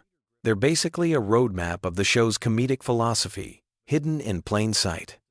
Stewie's accent has gradually changed over the years, from a thick British aristocrat voice to something more American. This wasn't accidental. Seth MacFarlane has said that maintaining the original accent was physically exhausting, so he's slowly been relaxing it as the series progressed. If you go back and watch early episodes, the difference is striking. The Pawtucket Brewery where Peter works is actually based on a real brewery in Rhode Island. The exterior shots are rotoscoped from actual footage of the Narragansett Brewery, though the interior is completely fictional. Local Rhode Islanders often spot familiar landmarks in the background of various episodes. Here's something about the show's animation. The characters' eyes are deliberately drawn to be slightly different sizes. Peter's left eye is always drawn slightly larger than his right, which gives him that perpetually confused expression. This asymmetry was added specifically to make him look more dopey and lovable. The reason death appears so frequently in early seasons is because the writers were originally planning to kill off a main character in every season finale, but Fox executives weren't comfortable with the concept. So death became a recurring character instead of a plot device, which is actually much funnier in hindsight. Lois's maiden name is Pewterschmidt, but her middle name has been given as both Marie and Nicole in different episodes. The writers claim this is intentional, suggesting that Lois has been lying about her middle name for years for reasons that will never be explained. The evil monkey in Chris's closet was originally supposed to be revealed as Chris's imaginary friend, but the writers decided it was funnier if he was completely real and just randomly living in their house. This decision led to one of the series' most beloved recurring characters. Here's something about the show's timeline. The Griffins have been celebrating the same holidays for over 20 years of real time, but they never age. However, the writers occasionally drop hints about the passage of time through background details like changing technology and evolving fashion trends in crowd scenes. The reason Peter's boss, Mr. Weed, died, in such a bizarre way, choking on dinner rolls while watching Popeye, was because the writers wanted to establish that anyone could die at any time in the Family Guy universe, for completely ridiculous reasons. It set the precedent for the show's approach to mortality as comedy. Trisha Takanawa's reporting segments are all written by the same staff writer who used to work in local television news.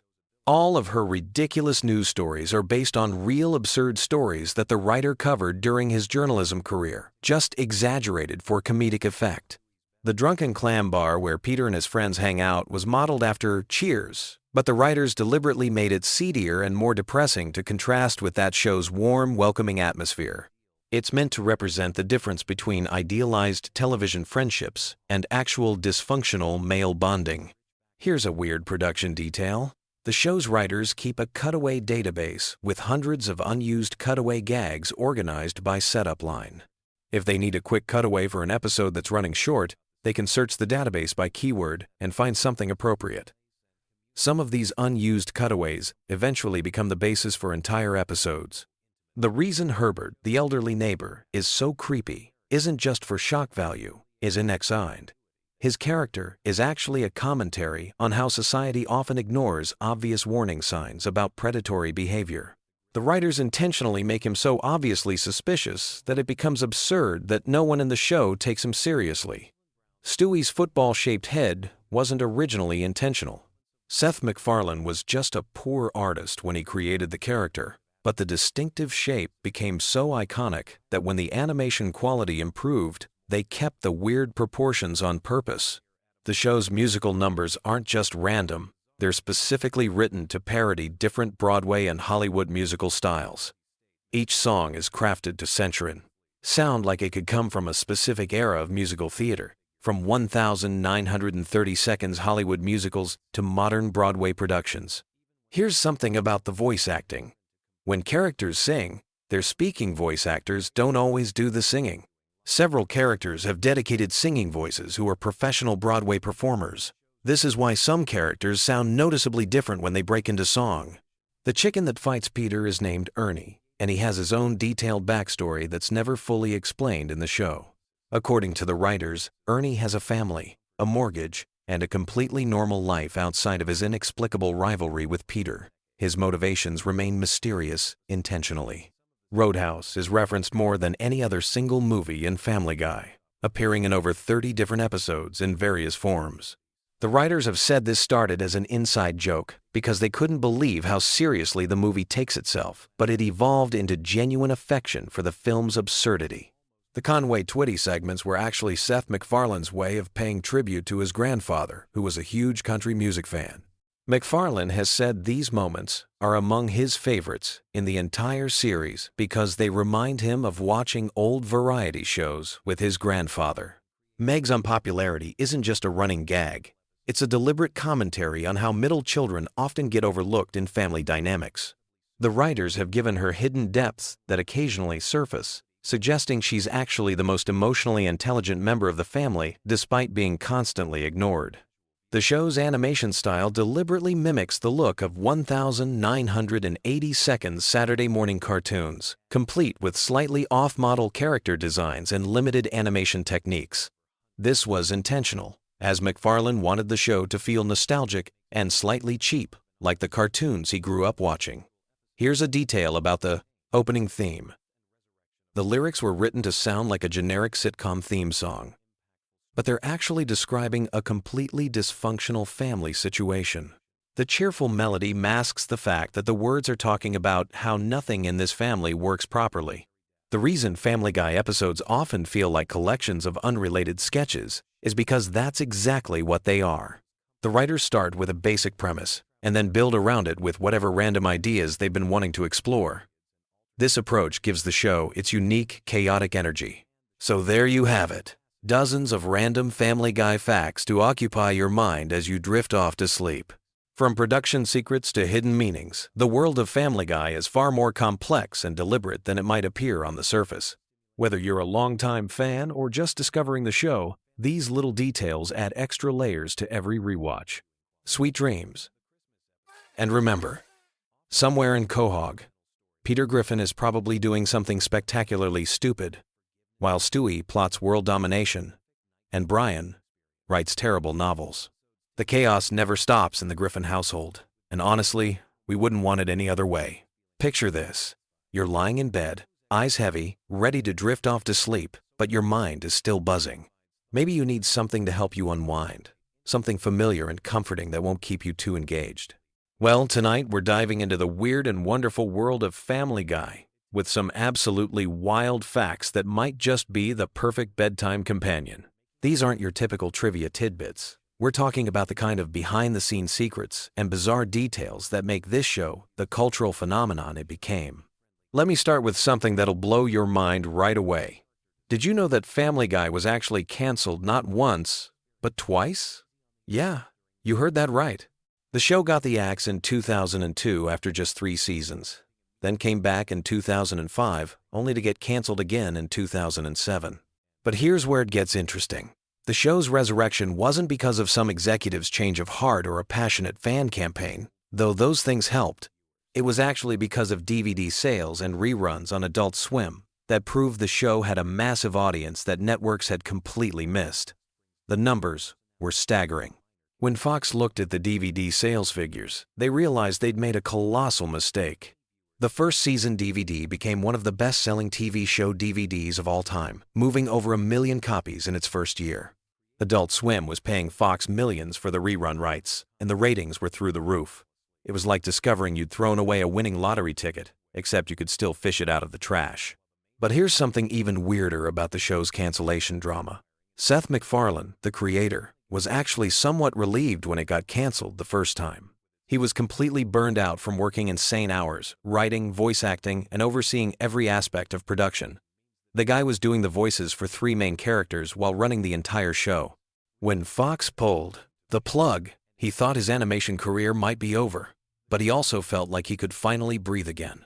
Speaking of Seth MacFarlane, here's a fact that'll keep you up at night thinking about alternate timelines. He was supposed to be on American Airlines Flight 11 on September 11, 2001, the flight that hit the North Tower of the World Trade Center. He missed it because his travel agent gave him the wrong departure time, and he showed up to the gate 10 minutes after boarding had ended. He was hungover from partying the night before and almost didn't go to the airport at all. That single hangover and miscommunication might have changed television history forever. Now let's talk about something that'll make you appreciate the show's attention to detail. Every single Conway Twitty cutaway gag. You know those random moments where the show just cuts to the country singer performing for what feels like an eternity? Those weren't just random filler. They were actually Seth MacFarlane's way of trolling both the network and the audience. He knew these segments would drive people absolutely crazy, but he also knew they couldn't be cut because they were integral to reaching the episode's required runtime. The Conway Twitty thing became such a phenomenon that it spawned its own internal mythology at the show. Writers would pitch entire episodes around how they could work in a Conway Twitty segment. They'd sit in the writer's room timing these segments down to the second, calculating exactly how much actual story content they could replace with a dead country singer performing on stage. It was comedic genius disguised as laziness. Here's something that might surprise you about the show's voice acting. You know how Brian the dog sounds so sophisticated and intellectual? Well, Seth MacFarlane based that voice on his own natural speaking voice, but slightly more pretentious. He said in interviews that Brian represents the version of himself he'd be if he let his college education go to his head. The character became a way for MacFarlane to explore his own intellectual insecurities and liberal political views through a talking dog. But the really fascinating part is how the other voice actors developed their characters.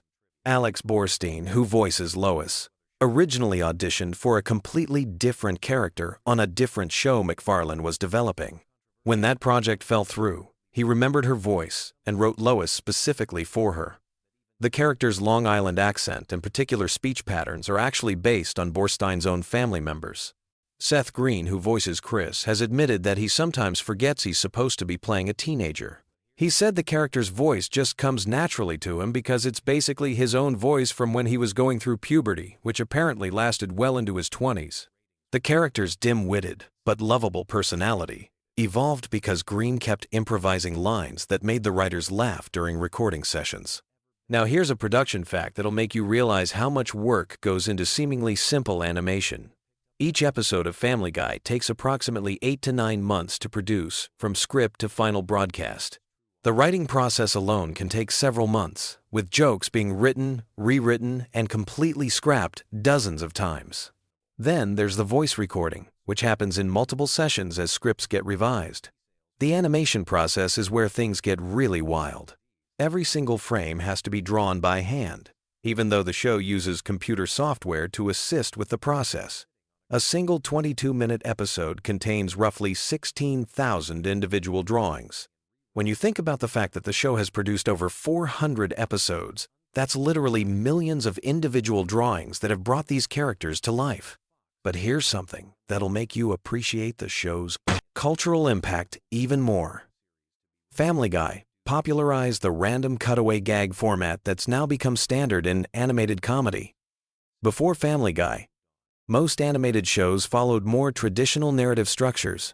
The show's willingness to completely abandon the main plot for a 30-second historical recreation or pop culture reference changed how comedy writers think about pacing and attention spans. The cutaway gags themselves have become a cultural phenomenon. There are entire YouTube channels dedicated to compiling them, and they've been referenced and parodied by countless other shows. But here's what's really interesting. The writers have admitted that sometimes they write the cutaway gag first, then build an entire episode around finding a way to naturally lead into it. Let's talk about something that might disturb your peaceful drift toward sleep: the show's relationship with censorship. Family Guy has been censored, banned, and protested more than almost any other primetime animated series. The Parents Television Council has named it the worst show on television multiple times. But here's the thing. All that controversy has only made the show more popular. The censorship battles have led to some genuinely creative solutions from the writers. When they can't say certain words or show certain images, they find increasingly elaborate ways to imply them. Some of the show's funniest moments have come from these creative workarounds. It's like watching a comedian perform with their hands tied behind their back, and somehow becoming even funnier because of the constraint. Here's a fact about the show's music that might surprise you. Seth MacFarlane is actually a classically trained vocalist who's released several albums of standards and jazz music. His musical background heavily influences the show's frequent musical numbers and elaborate song and dance sequences. Those aren't just random additions. They're MacFarlane showing off skills he developed long before he ever got into animation. The musical episodes of Family Guy often take months of additional preparation because they require completely different animation techniques, additional voice coaching for the actors, and original orchestral arrangements. The Blue Harvest Star Wars parody episodes alone required hiring an entire orchestra to record new versions of John Williams' iconic themes. Now, let's dive into something that'll make you think about celebrity culture differently. The show's celebrity cameos and parodies have occasionally led to real-world consequences for the celebrities involved. Some stars have embraced being mocked on the show, treating it as a badge of honor. Others have publicly complained or even threatened legal action. But here's what's really fascinating. Some celebrities have specifically requested to be made fun of on Family Guy because they know it'll keep them relevant in pop culture. The show has become such a cultural touchstone that being parodied on it is almost like being inducted into a Hall of Fame of American entertainment figures. The writers have developed an entire system for deciding which celebrities to target. They consider factors like current relevance, comedic potential, and likelihood of legal retaliation. There's literally a legal department that reviews every celebrity reference to make sure the show won't get sued into oblivion. Here's something about the show's international appeal that might keep your mind wandering as you fall asleep. Family Guy airs in over 100 countries. but many episodes have to be heavily edited or completely banned in certain regions due to cultural sensitivities or government censorship. The writers have become experts at predicting which jokes will translate across cultures and which ones will get the show pulled off the air in entire countries. The international dubbing process is particularly fascinating. Voice actors in different countries have to capture not just the literal translations of the jokes, but also the timing, delivery, and cultural references that make the humor work. Sometimes entire scenes have to be rewritten for different markets, with completely different jokes that serve the same narrative function. Speaking of narrative function, here's something about the show's storytelling that might surprise you. Despite its reputation for random, stream-of-consciousness humor, every episode follows extremely strict structural guidelines. The writers use a detailed formula for pacing, character development, and plot progression that's remained virtually unchanged since the show's early seasons. The formula is so precise that new writers go through extensive training to learn it. They practice writing sample episodes that hit specific comedic beats at exact timing intervals. It's like learning to write music in a very particular key and tempo. There's way more technical skill involved than most viewers realize. Here's a production detail that'll make you appreciate the voice actors even more.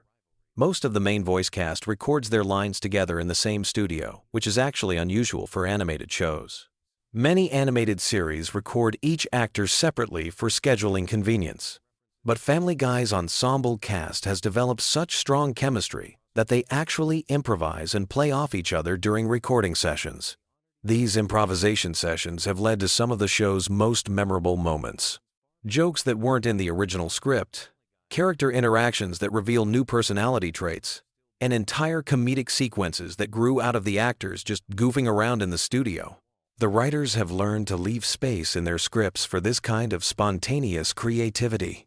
The show's relationship with current events is another fascinating aspect of its production. Episodes are produced so far in advance that writers have to predict what will be culturally relevant 8 to 9 months in the future. They've developed an almost supernatural ability to anticipate which celebrities will still be famous, which political issues will still matter, and which pop culture references will still be funny by the time episodes air. Sometimes they get it spectacularly wrong, leading to episodes that reference celebrities who've completely disappeared from public consciousness, or make jokes about events that ended up being resolved in completely different ways. These temporal mismatches have become part of the show's charm, creating accidental time capsules of what people were thinking about during specific periods. Here's something about the show's merchandise empire that might occupy your thoughts as you drift off. Family Guy generates hundreds of millions of dollars in merchandise sales annually, from t-shirts and mugs to video games and Halloween costumes. The licensing department has to approve thousands of product designs, ensuring that everything maintains the show's comedic voice while being commercially viable. The most successful merchandise items are often the most random ones. Stewie's football head design became a best-selling plush toy. Brian's martini glass became a popular bar accessory. Peter's chicken fight with Ernie became an entire line of action figures. These products have introduced the show to audiences who might never watch it on television. As we wind down our journey through the bizarre world of Family Guy facts, here's one last thing to ponder as you close your eyes. The show has fundamentally changed how we consume comedy. It's trained an entire generation of viewers to expect rapid-fire jokes, constant pop culture references, and narrative structures that can pivot in completely unexpected directions at any moment. This influence extends far beyond television. You can see Family Guy's impact in internet memes, social media humor, and even in how people tell stories in everyday conversation. The show's cutaway gag structure has become a template for how we process and share information in the digital age. Those random tangents and seemingly unrelated references, they're everywhere now, from Twitter threads to TikTok videos. The show created a new language of comedy that's become so pervasive we barely notice it anymore. When someone starts telling a story, then suddenly pivots to a completely unrelated memory that somehow connects back to the original point, they're unconsciously using a Family Guy narrative structure. When someone makes a reference to an obscure piece of pop culture from decades ago to explain something happening today, they're speaking fluent Family Guy. So there you have it. As you drift off to sleep tonight, you can rest easy, knowing that somewhere in the world, animators are drawing thousands of individual frames to bring new episodes to life. Voice actors are improvising lines that will make millions of people laugh. and writers are crafting jokes that will still be quoted years from now. The strange, wonderful, chaotic world of Family Guy continues to evolve, one random cutaway gag at a time. Sweet dreams. And remember, if you find yourself having weird dreams about talking dogs, evil babies, or inexplicably long Conway Twitty performances, you'll know exactly where those images came from. The show that changed comedy forever has probably infiltrated your subconscious too, joining the ranks of viewers who've been shaped by its unique brand of organized chaos. Have you ever wondered what goes on behind the scenes of your favorite animated shows while you're drifting off to sleep? Tonight, we're diving into the fascinating world of Family Guy, with some incredibly random facts that might just surprise you. So, grab your blanket, get comfortable, and let's explore the weird and wonderful universe of the Griffin family. Did you know that Family Guy wasn't originally supposed to be called Family Guy at all? Seth MacFarlane's original pitch to Fox was titled The Life of Larry, which was actually a 7-minute short film he created while studying at the Rhode Island School of Design. The executives liked it so much that they asked him to develop it into a full series, but they wanted a catchier name. After going through dozens of potential titles, they settled on Family Guy because it perfectly captured the show's essence of an average American family dealing with extraordinary situations. Speaking of Seth MacFarlane, here's something that might keep you up at night thinking about alternate timelines. MacFarlane was originally scheduled to be on American Airlines Flight 11 on September 11, 2001. He was supposed to fly from Boston to Los Angeles that morning, but he overslept and missed the flight by just 15 minutes. That flight was one of the planes that hit the World Trade Center. If he had made that flight, we might never have gotten Family Guy, American Dad, or The Orville. Sometimes, the smallest moments change everything. Now let's talk about the voices behind your favorite characters. You probably know that Seth MacFarlane voices Peter, Brian, and Stewie, but did you know he also voices Carter Pewterschmidt, Tom Tucker, and even Glenn Quagmire? That's right. The same person who voices the intellectual dog Brian also creates Quagmire's distinctive giggity giggity catchphrase. MacFarlane developed these voices during his college years, often entertaining friends at parties with his impressions and original character voices. Here's a random fact about Stewie that might surprise you. His distinctive football-shaped head wasn't originally part of his design. The animators were struggling with how to make a baby character visually interesting and memorable. During one late-night brainstorming session, someone jokingly suggested making his head shaped like a football, and everyone laughed. But the more they thought about it, the more it made sense. The unusual head shape would make Stewie instantly recognizable and add to his alien-like otherworldly intelligence. Sometimes the best ideas come from the most unexpected places. The character of Meg Griffin has an interesting backstory that goes beyond what we see on screen. Originally, Meg was supposed to be the breakout character of the show. The writers envisioned her as the relatable teenager that audiences would connect with most. However, as the show evolved, they realized that making Meg the constant target of the family's jokes created much funnier dynamics. This shift happened gradually over the first few seasons, and by season 3, Meg's role as the family punching bag was firmly established. Did you know that Family Guy holds several Guinness World Records? One of the most interesting is for the longest gap between a TV show's cancellation and its return to production. Family Guy was canceled in 2002 after 3 seasons, but DVD sales and reruns on Adult Swim proved so popular that Fox brought it back in 2005. That's a 3-year gap, which was unprecedented at the time for an animated series. The famous chicken fight scenes between Peter and Ernie the Giant Chicken have their own fascinating history. The first fight appeared in the episode Da Boom and was originally intended to be a one-off gag. However, the animators had so much fun creating the elaborate fight sequence that they decided to make it a recurring element.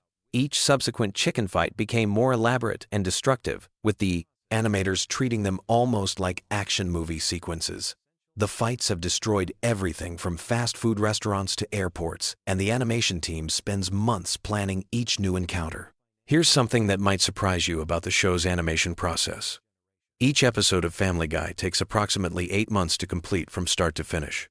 The process begins with a writer's room, where scripts are developed and refined. Then comes voice recording, which can take several weeks, as actors often record their lines separately. After that, The storyboard artists create rough sketches of every scene, followed by the actual animation process, which involves hundreds of individual drawings for just a few minutes of screen time. The character of Cleveland Brown was almost written off the show much earlier than his eventual departure for the Cleveland show. During Season 2, the writers were struggling with what to do with Cleveland's character, feeling like he didn't have enough distinct personality traits to warrant significant screen time. However, voice actor Mike Henry brought such warmth and humor to the role that the writers decided to develop Cleveland further, eventually giving him his own spin-off series. One of the most random facts about Family Guy involves the show's relationship with real-world events. The writers have an unusual policy about incorporating current events into episodes. Because of the long production timeline, they rarely reference events that happened less than 8 months before an episode airs. This has led to some interesting anachronisms, where characters will reference old news as if it just happened, creating an odd time bubble effect that longtime viewers have learned to expect. The character of Brian Griffin represents one of the most complex writing challenges in the show. Creating a talking dog, who serves as the voice of reason while still maintaining dog-like characteristics, requires a delicate balance. The writers often debate how much human intelligence to give Brian versus when to remind audiences that he's still fundamentally a dog. This internal contradiction has led to some of the show's most interesting character development moments. Did you know that several celebrities have refused to appear on Family Guy due to its controversial content? However, many others have embraced the show's irreverent humor. Adam West, who played the mayor of Quahog, loved his portrayal so much that he considered his Family Guy character to be his favorite role later in his career. West appreciated how the show exaggerated his public persona while still showing genuine affection for his Batman legacy. The Griffin family house has its own interesting design history. The animators based the house's exterior on a real home in Cranston, Rhode Island, not far from where Seth MacFarlane grew up. However, the interior layout was designed to be deliberately confusing and inconsistent. Rooms appear and disappear between episodes, and the house seems to have impossible spatial relationships. This was an intentional choice by the animators, who felt that a realistic house layout would be too limiting for the show's surreal storylines. Here's a fact that might surprise animation fans. Family Guy was one of the first animated shows to extensively use computer-generated imagery mixed with traditional animation. While the characters are still hand-drawn, many background elements, vehicles, and special effects are created using CGI. This hybrid approach allows for more dynamic camera movements and elaborate action sequences while maintaining the classic cartoon aesthetic that fans love. The show's famous cutaway gags have their own unique writing process. The writers maintain a separate document called the Cutaway Bible, which contains hundreds of potential cutaway ideas organized by category. When writing an episode, they can quickly reference this document to find gags that fit the moment. Some cutaways have been in this document for years before finding the right episode to appear in. Quagmire's character design underwent significant changes during the show's early development. Originally, he was going to be much older and was designed to look more like a stereotypical dirty old man. However, the animators felt this made him too creepy and unsympathetic. They gradually made him younger and more cartoonish, which allowed them to push his character's outrageous behavior further while keeping him somewhat likable. The voice of Stewie Griffin required Seth MacFarlane to develop a unique vocal technique. To create Stewie's distinctive British accent and sophisticated vocabulary, MacFarlane studied recordings of Rex Harrison, particularly his performance in My Fair Lady. He then combined this with elements of Thurston Howell III from Gilligan's Island to create Stewie's pompous, intellectual tone. MacFarlane has said that Stewie is the most physically demanding character for him to voice, often leaving recording sessions with a sore throat. One of the strangest production facts about Family Guy involves the show's approach to celebrity deaths. The writers maintain a file of pre-written jokes about various celebrities, organized by age and health status. This allows them to quickly produce episodes that reference celebrity deaths without seeming exploitative or rushed. However, they've occasionally had to scrap entire episodes when celebrities they'd written jokes about outlived expectations. The character of Joe Swanson was inspired by a real person that Seth MacFarlane knew in college. Joe's positive attitude despite his disability was based on a classmate who had been paralyzed in a skiing accident, but remained one of the most optimistic people MacFarlane had ever met. The writers take Joe's character seriously, often consulting with disability advocacy groups to ensure their portrayal is respectful while still allowing for commentemporation of varioe. The show's trademark humor. Did you know that Family Guy has influenced real-world language? Several phrases from the show have entered common usage, including "giggity, shut up Meg," and "whose leg do you have to hump to get a dry martini around here?" Linguists have noted that the show's impact on casual speech patterns, particularly among younger viewers, has been surprisingly significant for an animated comedy. The show's musical numbers require a completely different production process than regular episodes. Seth MacFarlane, who has a background in musical theater, often writes the songs himself. The production team includes professional musicians and choreographers who help design the elaborate musical sequences. Some of the show's musical episodes have taken over a year to complete, with the songs recorded by full orchestras in professional studios. Here's something that might surprise you about the show's international versions. Family Guy is broadcast in over 50 countries, and many jokes are completely rewritten for different cultures. The German version, for example, changes many of the pop culture references to focus on German celebrities and historical events. The process of adapting the show for international audiences often requires rewriting entire scenes while maintaining the same comedic timing. The character of Death, who appears occasionally throughout the series, was almost given his own spin-off show. The concept would have followed Death as he went about his daily job of collecting souls, with each episode featuring guest appearances by Family Guy characters. The idea was shelved when the writers realized it would be too dark for the show's target demographic, but elements of the concept occasionally appear in Death's appearances on the main show. Family Guy's production team includes several former Disney animators who brought traditional animation techniques to the show's more elaborate sequences. This blend of old-school animation craftsmanship with modern computer technology gives Family Guy a unique visual style that sets it apart from other animated comedies.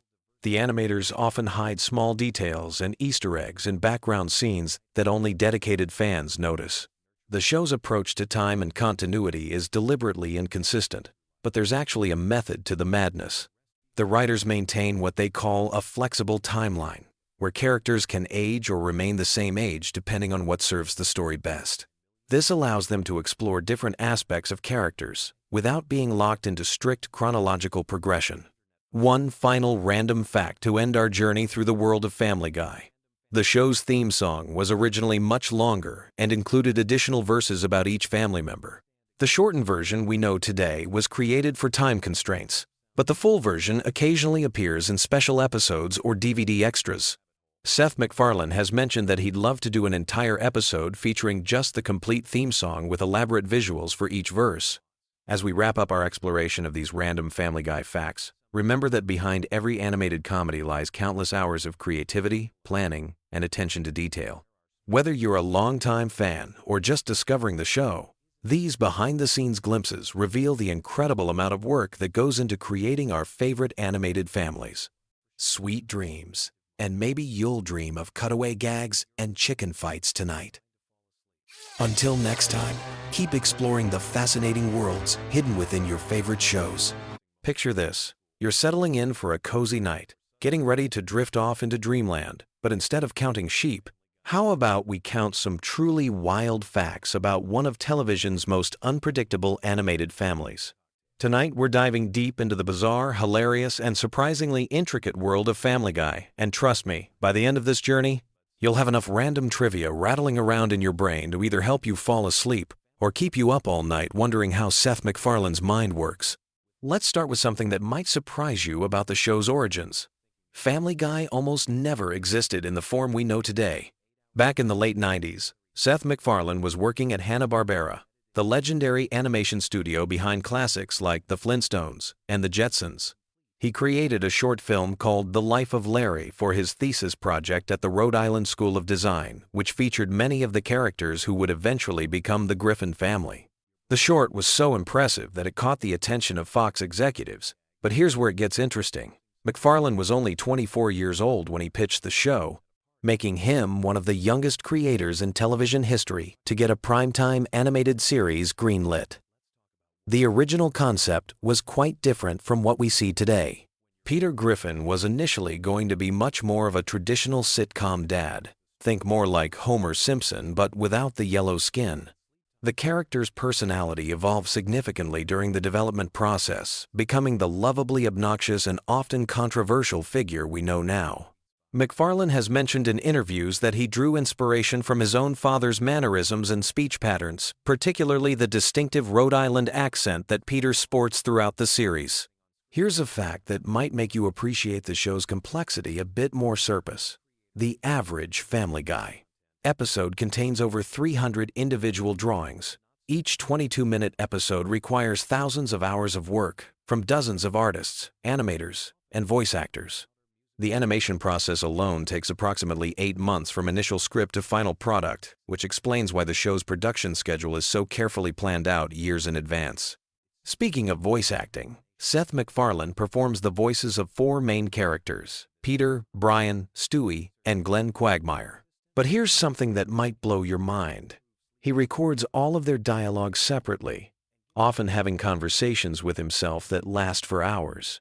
MacFarlane has described the experience as somewhat surreal, especially when he's voicing emotional scenes between characters like Brian and Stewie, who have some of the most complex relationships on the show. The character of Stewie Griffin deserves special attention because his development represents one of the most dramatic character evolution arcs in animated television history. Originally conceived as a straightforward villain baby bent on world domination and matricide, Stewie gradually transformed into a more nuanced character, exploring themes of sexuality, intelligence, and family dynamics. The shift was so gradual that many viewers didn't notice it happening over the course of several seasons. MacFarlane has stated that this evolution was intentional, reflecting his own growth as a writer and his desire to explore more sophisticated storytelling within the animated comedy format. One of the most fascinating aspects of Family Guy's production involves their approach to cutaway gags, those random tangential moments that have become the show's signature. The writers maintain what they call a gag bank, which is essentially a massive database of potential cutaway ideas that they can draw from when constructing episodes. Some of these gags were written years before they actually appeared on screen, waiting for the right episode and context to make them work. The process of selecting which gags make it into episodes involves multiple rounds of testing and refinement, with the writers constantly evaluating whether a particular joke will land with audiences or fall flat. The show's relationship with controversy has been both a blessing and a curse throughout its run. Family Guy has been canceled twice by Fox, first in 2002 after 3 seasons, and then brought back in 2005 due to strong DVD sales and reruns on Adult Swim. The second cancellation never actually happened, but the show came close several times due to various controversies and ratings fluctuations. What's interesting is that many of the episodes that generated the most controversy also ended up being some of the most popular, suggesting that the show's willingness to push boundaries is intrinsically linked to its success. The voice acting ensemble deserves recognition for their incredible consistency and chemistry. Alex Borstein, who voices Lois, actually auditioned for the role while she was performing in the sketch comedy group MAD-TV. Her distinctive voice for Lois was inspired by her own grandmother, and she's mentioned that she sometimes forgets she's not using her natural speaking voice when recording Lois scenes.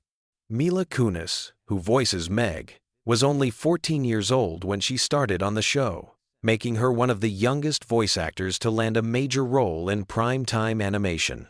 The show's musical elements often go unnoticed, but they represent a significant portion of the production effort.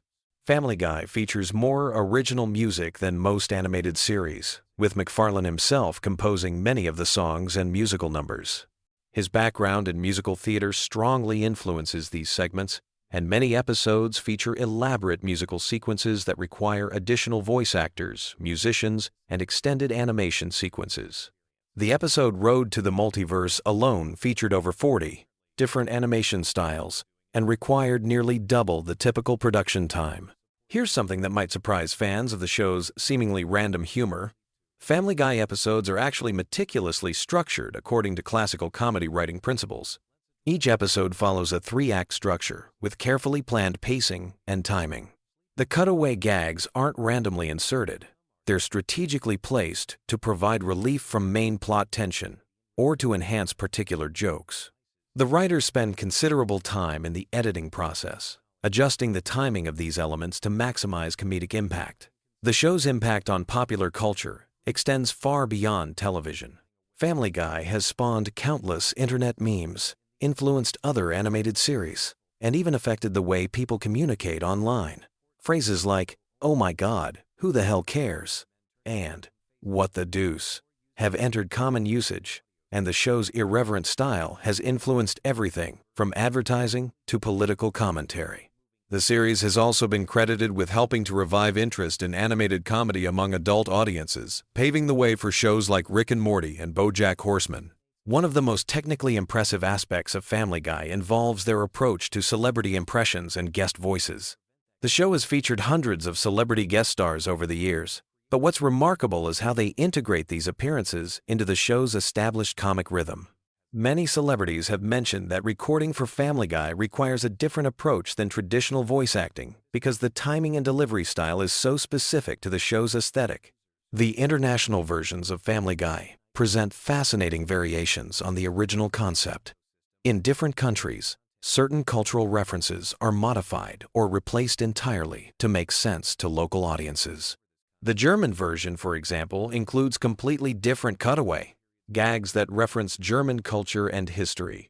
These adaptations require not just translation but complete rewriting of significant portions of episodes, essentially creating parallel versions of the same show. Behind the scenes, the Family Guy writing room operates more like a comedy club than a traditional television writing environment. Writers regularly perform their ideas for each other, and the collaborative process involves a lot of improvisation and spontaneous joke development. McFarlane has described the experience as one of the most creatively fulfilling aspects of producing the show, and many writers who have worked on Family Guy have gone on to create their own successful comedy series. The show's approach to social commentary often flies under the radar because it's wrapped in such outrageous humor. Many episodes tackle serious subjects like politics, religion, and social justice, but they do so through such an absurdist lens that the commentary becomes almost subliminal. This technique allows the show to address controversial topics while maintaining its primarily comedic focus, though it also means that viewers can interpret the show's messages in wildly different ways. Family Guy's influence on animation technology shouldn't be overlooked either. The show was among the first animated series to extensively use digital animation techniques, and their production pipeline has been studied and emulated by animation studios worldwide. The efficiency of their animation process allows them to produce episodes more quickly than many competing shows, which is part of why they've been able to maintain such a consistent release schedule for so many years. The merchandising empire surrounding Family Guy represents another fascinating aspect of the show's cultural impact. From action figures to clothing lines to video games, the show has spawned a massive array of consumer products. What's interesting is how these products often feature jokes and dusgly references that only hardcore fans would understand, creating multiple tiers of engagement with the show's content. The show's relationship with censorship provides insight into how television content standards have evolved over the past 2 decades. Early episodes of Family Guy pushed boundaries that were considered quite shocking at the time, but many of those same jokes would barely register as controversial today. The series has served as a kind of barometer for changing social attitudes about humor, language, and acceptable content on television. Looking at Family Guy's longevity, it's remarkable that a show built around such seemingly random humor has maintained relevance for over 2 decades. Part of this success stems from the flexibility of the format, NEN, because the show isn't tied to realistic character development or consistent continuity. It can adapt to changing cultural contexts much more easily than traditional sitcoms. Characters can be completely different from episode to episode without breaking the show's internal logic. The voice recording process for Family Guy involves some unique challenges that most animated shows don't face. Because so many characters are voiced by the same actors, recording sessions often require complex scheduling to allow for quick character switches. McFarlane, in particular, has developed techniques for rapidly shifting between his different character voices, sometimes switching between Peter and Brian mid-sentence during recording sessions. Family Guy's impact on comedy writing extends beyond animation into live-action television and film. Many comedy writers cite the show's fearless approach to offensive humor and its willingness to commit fully to absurd premises as influential in their own work. The show's success proved that audiences were hungry for comedy that didn't follow traditional rules about likability or moral messaging. The technical aspects of producing Family Guy's signature visual style involve more complexity than might be immediately apparent. The seemingly simple character designs actually require precise consistency across hundreds of artists working on each episode. The show maintains detailed style guides that specify everything from the exact curve of Peter's chin to the precise shade of Brian's fur, ensuring visual continuity across different animation teams and production facilities. As we wind down this journey through the wonderfully weird world of Family Guy, it's worth noting that the show continues to evolve and surprise audiences after more than 20 years on the air. Whether you love it or hate it, there's no denying that Family Guy has carved out a unique place in television history, pushing boundaries and challenging expectations in ways that few shows ever attempt. So, there you have it, a deep dive into the bizarre, brilliant, and sometimes bewildering universe of Family Guy. From its humble beginnings as a college thesis project to its status as one of the longest-running animated series in television history, the show represents a fascinating case study in how unconventional creativity can find mainstream success. Sweet dreams. And remember, in the world of Family Guy, literally anything can happen, and usually does. Picture this. You're lying in bed, eyes heavy, ready to drift off into dreamland. But instead of counting sheep, what if I told you some absolutely wild facts about one of television's most chaotic families? Tonight, we're diving deep into the bizarre, hilarious, and sometimes disturbing world of Family Guy, with facts so strange, they might just lull you into the most entertaining sleep of your life. So get comfortable, dim those lights, and let me take you on a journey through Quahog that's perfect for your bedtime routine. Whether you're a die-hard fan or just need something to occupy your mind as you wind down, these Family Guy facts will give you plenty to think about as you drift off to sleep. Let's start with something that might surprise you about the show's creation. Family Guy almost never made it to air in the first place. Seth MacFarlane created the pilot when he was just 24 years old, working as a writer and animator for Hanna-Barbera. The original pilot was so different from what we know today that it's almost unrecognizable. Brian wasn't even supposed to be the sophisticated martini-drinking intellectual we know and love. Originally, he was just going to be a regular dog who occasionally spoke. But MacFarlane decided that having a talking dog who acted completely normal would be funnier than having one who was still essentially just a pet. Speaking of Brian, here's a fact that might keep you thinking as you fall asleep. Brian Griffin is technically immortal in some episodes, but ages normally in others. The show has never been consistent about whether Brian ages like a regular dog or if he's somehow exempt from typical canine lifespans. In some episodes, he's mentioned to be around 7 years old in dog years, which would make him middle-aged. But in others, he references events from decades ago, as if he experienced them personally.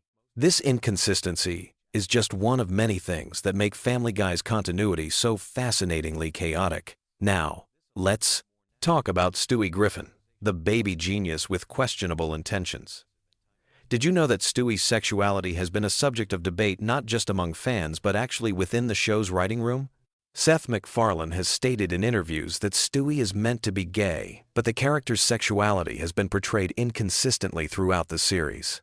In early episodes, Stewie had crushes on various female characters, but later seasons have shown him with clear attractions to male characters. The writers have deliberately kept this ambiguous, which adds another layer to Stewie's already complex character. Here's something that might give you pleasant dreams. The voice actors for Family Guy are incredibly talented beyond just their work on the show.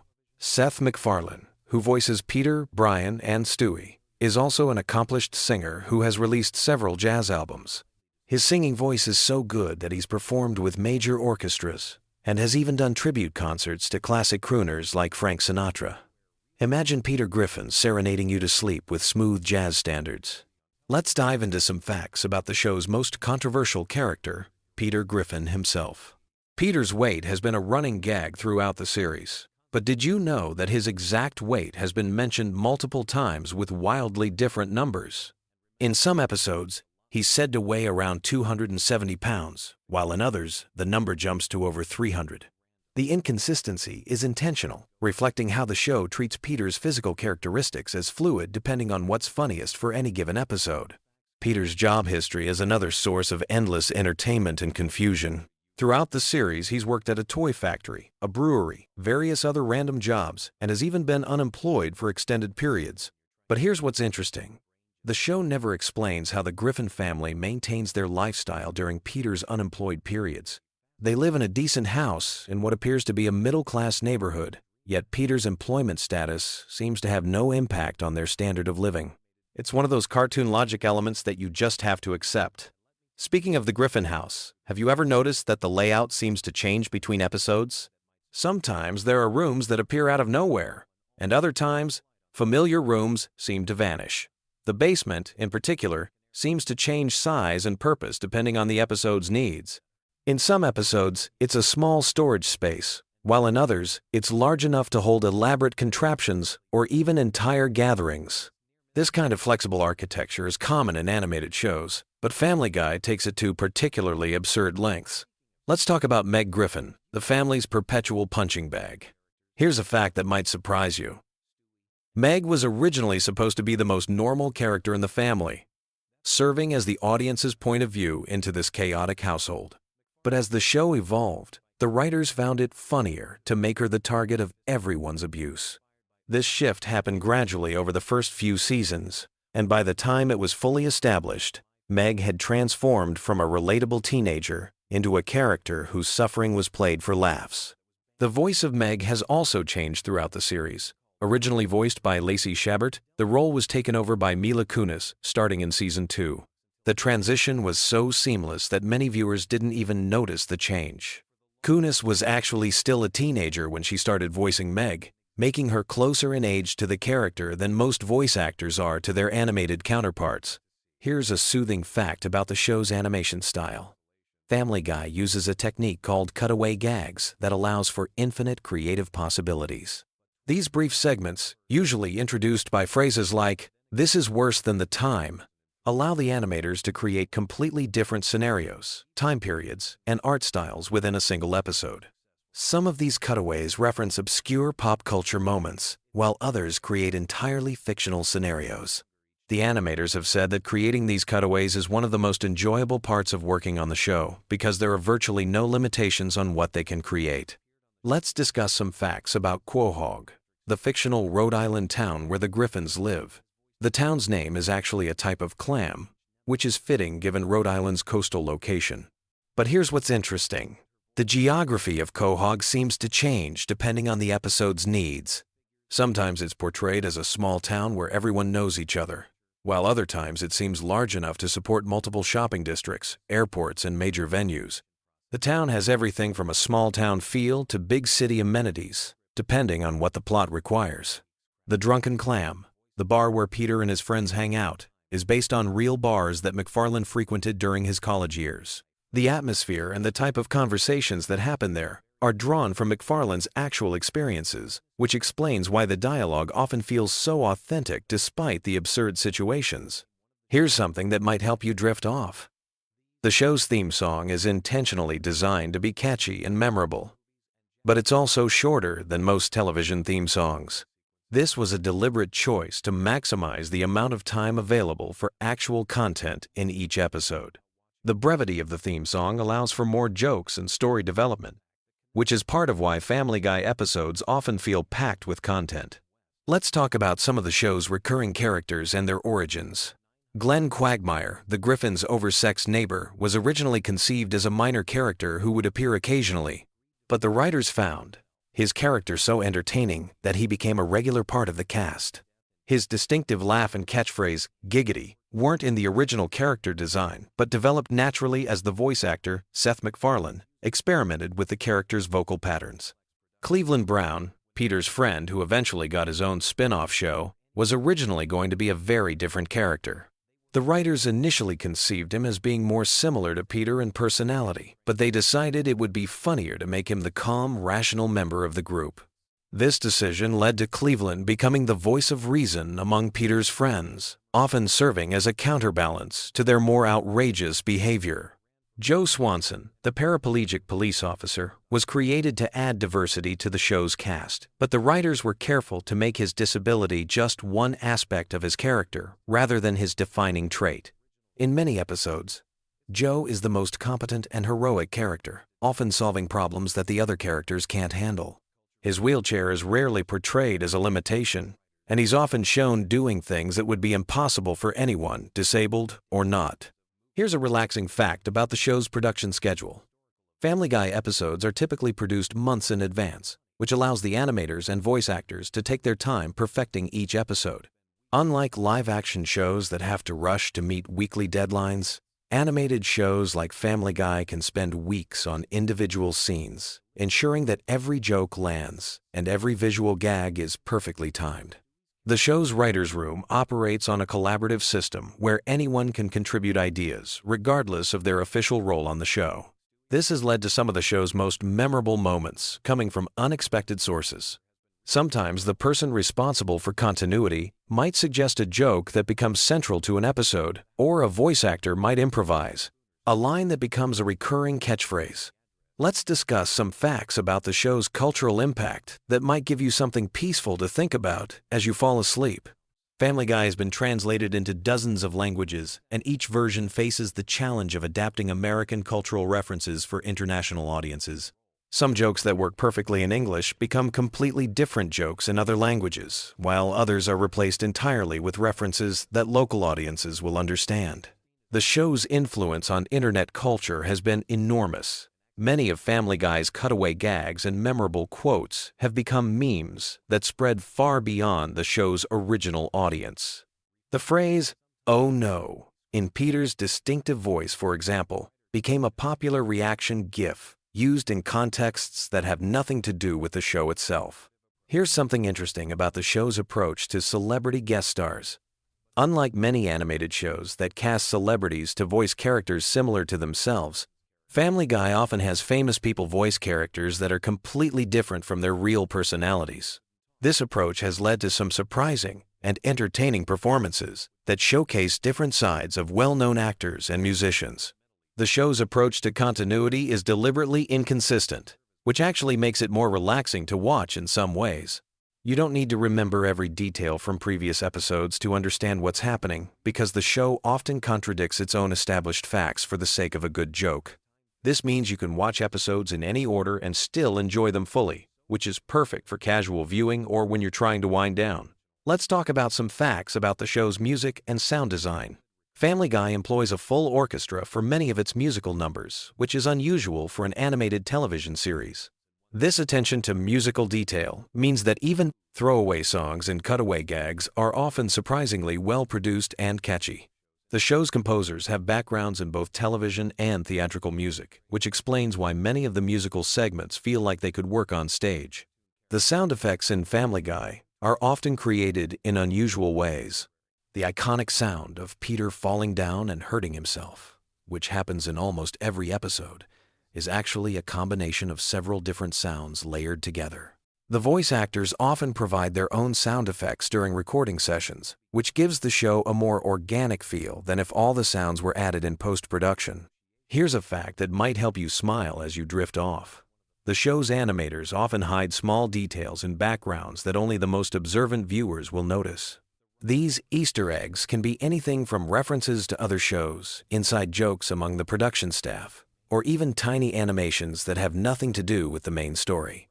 Finding these hidden details has become a hobby for some fans, who watch episodes multiple times just to catch things they missed. The show's approach to time and aging is fascinatingly inconsistent. While the characters never seem to get older, the show acknowledges the passage of time in other ways. Technology updates, cultural references change, and real-world events are incorporated into episodes. This creates a strange temporal bubble where the characters exist in a perpetual present that somehow includes decades of cultural history. Let's discuss some production facts that showcase the incredible amount of work that goes into each episode. A single episode of Family Guy requires thousands of individual drawings, even though much of the animation is now done digitally. Each character expression, each background element, and each special effect needs to be designed and animated individually. The attention to detail is remarkable when you consider how quickly episodes need to be produced. The voice recording process is also more complex than you might expect. While Seth MacFarlane voices multiple characters, he rarely records them in conversation with each other during the same session. Instead, each character's lines are recorded separately, and the conversations are constructed in post-production. This means that MacFarlane has to imagine how his different characters would interact with each other and adjust his performance accordingly. Here's something soothing to consider. Despite all the chaos and controversy surrounding Family Guy, the show has created jobs for hundreds of people over its many seasons.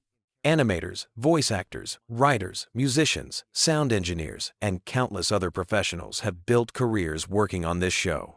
In a way, all of this absurd humor has created a small community of creative people who work together to bring these ridiculous stories to life. The show's international success has also led to cultural exchange in unexpected ways. American animators have learned techniques from international studios, while animators from other countries have brought their own cultural perspectives to American television. This cross-pollination of ideas has enriched the medium of animation as a whole. As we near the end of our journey through these Family Guy facts, let's consider something that might give you pleasant dreams. The show's enduring popularity suggests that there's something universally appealing about stories of dysfunctional families who, despite all their problems, somehow stick together. Even though the Griffin family is exaggerated to absurd proportions, there's something recognizable about their dynamics that resonates with audiences around the world. The show's ability to find humor in everyday situations, even when those situations are taken to impossible extremes, reflects a fundamentally optimistic view of life. No matter how bad things get, there's always something to laugh about. This perspective can be oddly comforting when you're trying to wind down from your own day's challenges. So, as you drift off to sleep tonight, you can think about this wild, wonderful, and completely unpredictable animated world where anything can happen, where the impossible is routine, and where laughter is always just around the corner. Sweet dreams, and may your rest be as peaceful as a Quahog evening, minus all the explosions and chaos, of course. Whether you're a longtime fan or someone who's just discovered these bizarre facts, I hope this journey through Family Guy's strange universe has given you something entertaining to think about as you fall asleep. Remember, in the world of animation, anything is possible, and tomorrow is just another opportunity for new adventures and unexpected laughs.